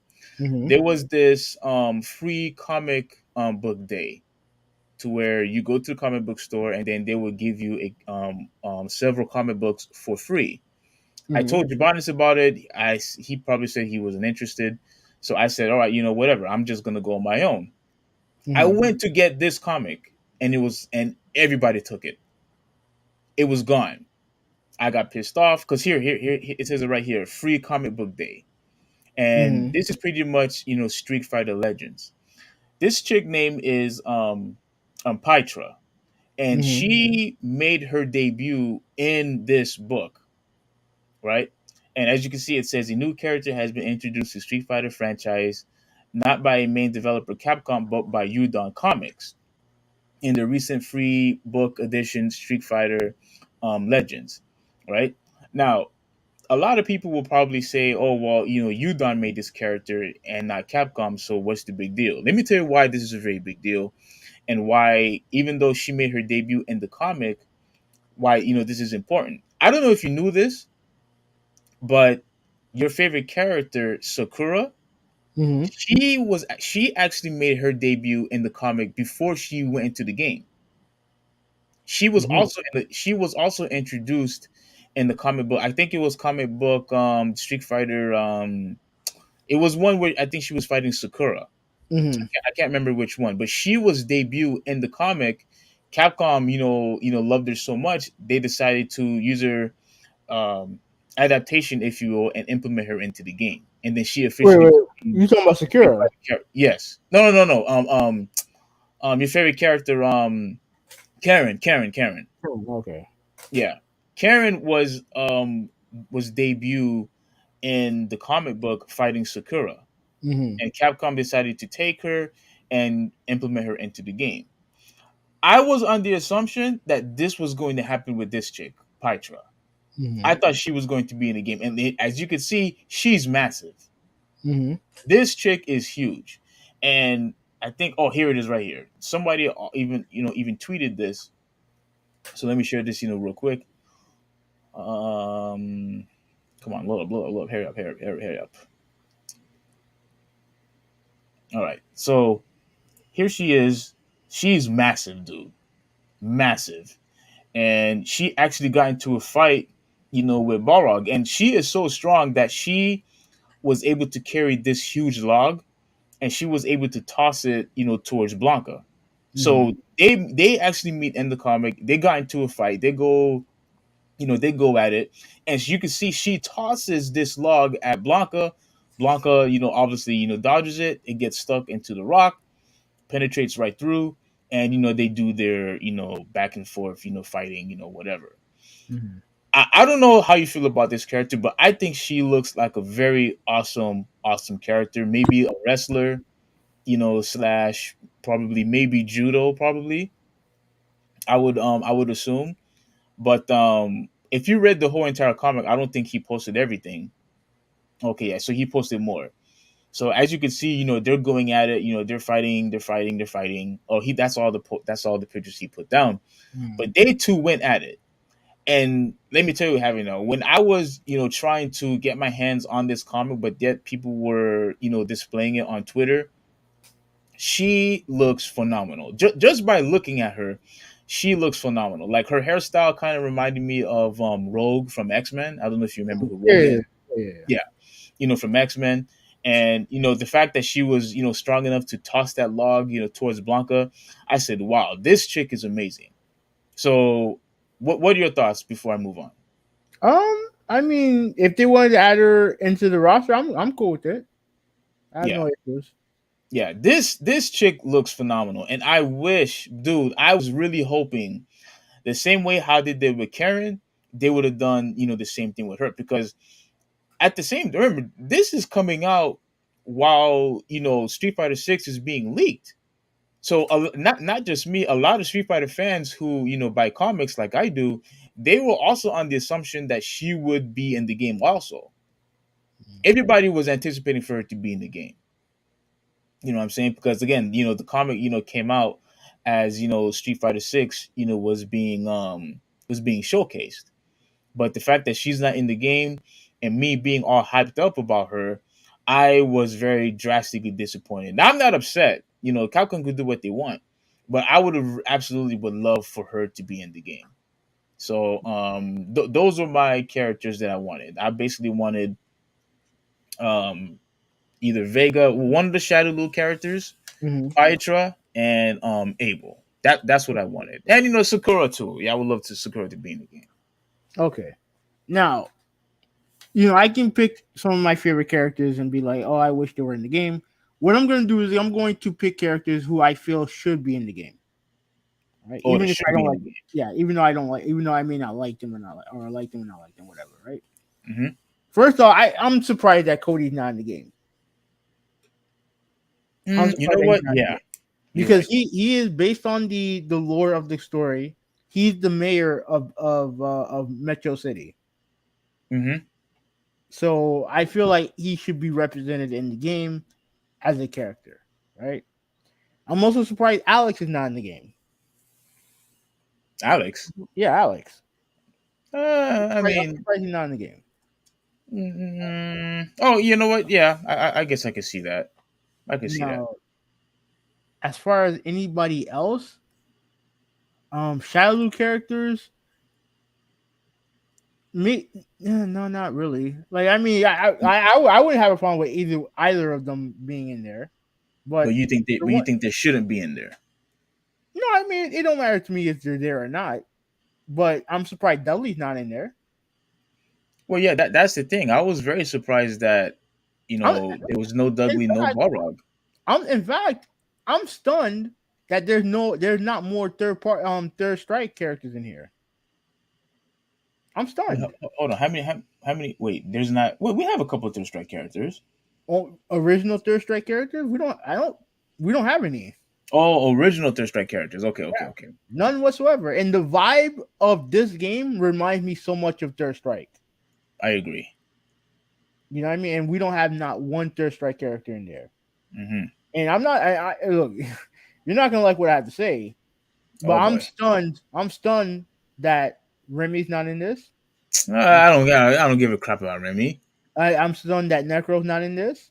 What? Why? Why? What? Why? I'm stunned because these characters fit. I feel like those characters fit right in with this game. Necro? Yeah. I'm sorry, Necro doesn't fit in any game. Yeah. That dude Regardless. is a garbage character. He doesn't fit anywhere. I And mean, Remy doesn't fit. And Remy doesn't fit anywhere either. all right. I would far prefer to have Guile than Remy.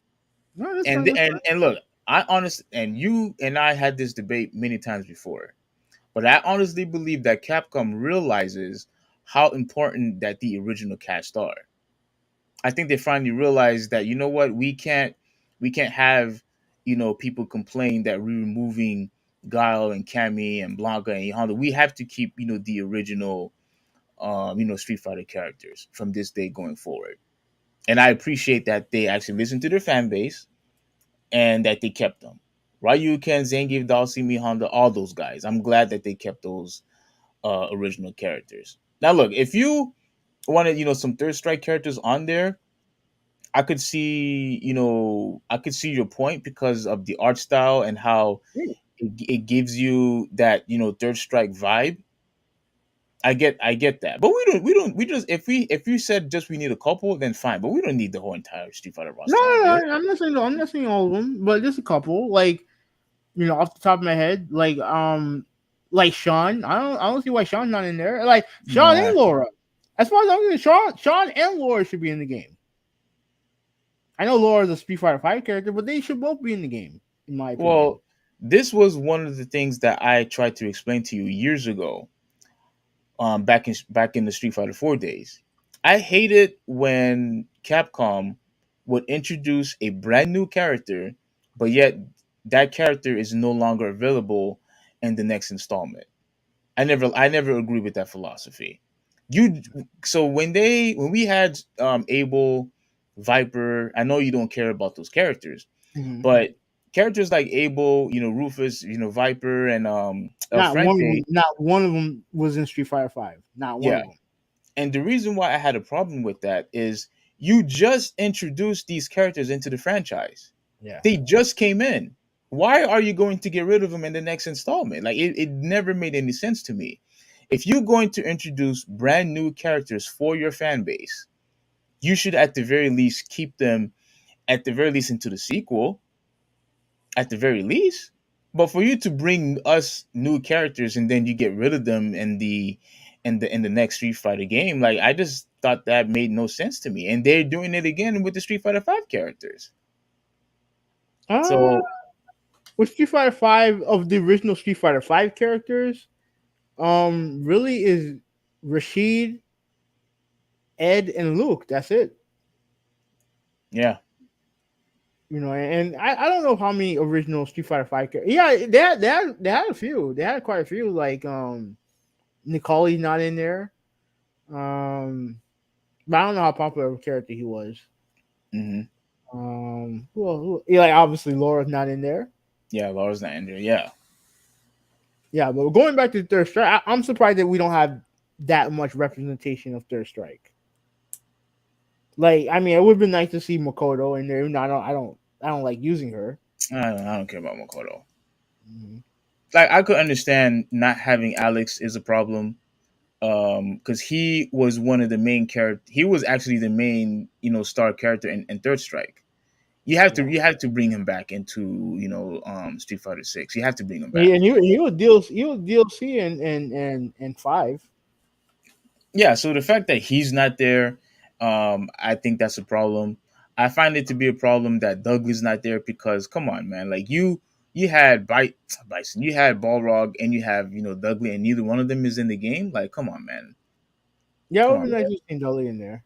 Yeah, it would be nice to see Dudley, and I think having um Yang and Yun would fit perfectly into the game. Well, here's the thing. The problem is that Jamie is kind of like the inspiration for Yun and Yang. He even says it in his bio that he looks for them as inspiration. Yeah, So but he doesn't play nearly like them at all. Do you think? I no, I don't think so. I don't think so. Yeah, So yeah, I can understand that, but I'm just stunned that we really don't have much of a representation of Third Strike. yeah, I agree. You know what I mean? Even though I will also say this: when it comes to the new characters, every single one of these new characters look interesting. Hmm. Every one of these characters look interesting. They don't look out of place, and I think the reason why they don't look out of place is because when you look at the outfits, they all look like they belong in the same game, Yeah. at least from the leaked pictures. So, and I think that's a good thing because I said that I love Tekken 7. Tekken 7 is my favorite fighting game this generation. Hmm. But the one thing that I had to say, and you heard me say this, and I'll say it again: the new characters that they originally introduced are all lame generic characters. On Tekken 7. Mm-hmm. And they introduced more interesting characters when it came to the DLC than they did originally. Hmm. And I think with Street Fighter, I think they did a very good job of introducing new characters. These characters look really cool. Like, and the thing is that when it came to five, I didn't have a problem with the characters in five, the new characters in five. I didn't really hate any. Don't yeah, even Nicole looked cool, but I didn't like the way he played. Um, but with four, I had a problem with four new characters. I did not like them at all. Yeah, Yeah, I enjoyed them. Abel, I really enjoyed. Sea Viper, I really enjoyed. And Filthy, I enjoyed. Rufus, it's not that I hated Rufus because I liked the fact that he was different.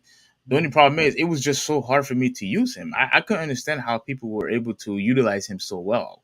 yeah, I tried over and over to practice with this guy, and I was just not good. yeah. I wasn't good. But speaking of with all these characters, I'm also surprised that not one alpha character is on here. Uh, yeah, you're They don't right. have they don't have they don't There's no go ahead. original alpha characters on here. Not one alpha character is on here. Yeah. So that really, caught me by surprise. So I'm not really sure what direction, Capcom is going with this with when it comes to these characters. But it seems like what they're trying to do is move on from all the previous, Street Fighter game with the exception of five. And you're obviously, with the original characters. It looks like they're trying to, appease obviously the the old school Street Fighter fans and the newcomers. Because I I don't go ahead. For me, I think that they're introducing new characters, which I'm cool with. I don't have a problem with them introducing new characters. So I think they're very much focusing on that. Yeah, yeah. So and I don't like I said I appreciate companies who do that. So Now I don't have that much of a problem with it. there's one final question I have to ask you. The actually no, I think we're out of time now because I wanted you to show that gameplay real quick, but I guess we could do that for next week. Yeah. We'll do that next week. Nolan said that we're moving into the timelessness of three. You mean the timeline of three of Star Strike? Yeah. Okay. And he said that it needs more Q, needs more Farah Tor, and I miss Jen, the old man Jen. Yeah, I like using Jen in four. And, 4. and yeah, I think he was in four. Like I Oh think he yeah, was in yeah, yeah, yeah. yeah, at least Super Street Fighter 4. He probably was in that. But yeah. It is 3 hours. It's time for us to get the hell out of here. It was good podcast as always. It was a good podcast. Yeah. So yeah, this was a very I really enjoyed, this podcast, a lot. I really appreciate, I mean, there's a lot of comments that you didn't, read, but No, yeah, but I do appreciate it. Like, but I do appreciate it. I want to give a shout out to. Let me go in order. Loyalty Parker, Ryan Meadows, Malta. Shout out to you, bro. F. McKinley, thank you for watching. Nolan, thank you for watching. who's F? Like, I'm trying to figure who F is. Do you know who F Larry, is? Larry Brown, thank you for watching. Do No, you know no, who he no, is? Oh, no. okay. But thank Um, you guys. I really do appreciate it. Thank you guys for watching. oh yeah, this podcast was phenomenal in my opinion. So I also want to give my friend here, Who186, a shout out to actually give me an opportunity to talk about, Batman, because he knows that DC has always had a special place in my heart, especially Batman and Batman, Superman, all those guys. So I thank you that you actually gave me the opportunity, and to my surprise, you actually partook in the conversation. Eh, that's fine. It was fine. Yeah. So yeah, Loyalty Parker, the gorgeous Hey, Loyalty but Parker. I I still I want to see appreciate it. that video though. I want to see that video. Yeah, of course. Yeah, of course. Ryan Reynolds, like he said. Um, who else? Ryan Reynolds, McKinley, bro. Thank you. F, thank you. Nolan Void, appreciate you.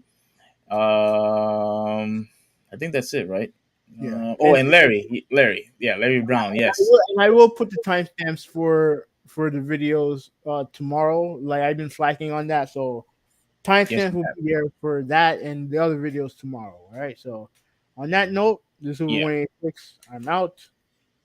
yeah. So this is Traditionalist 101. Please stay tuned. We will have another video next week. We'll continue on with the Street Fighter because I have a lot of questions regarding that. But yes, this is the Traditionalist 101 signing out. Have a good one. All right. Peace out, everybody.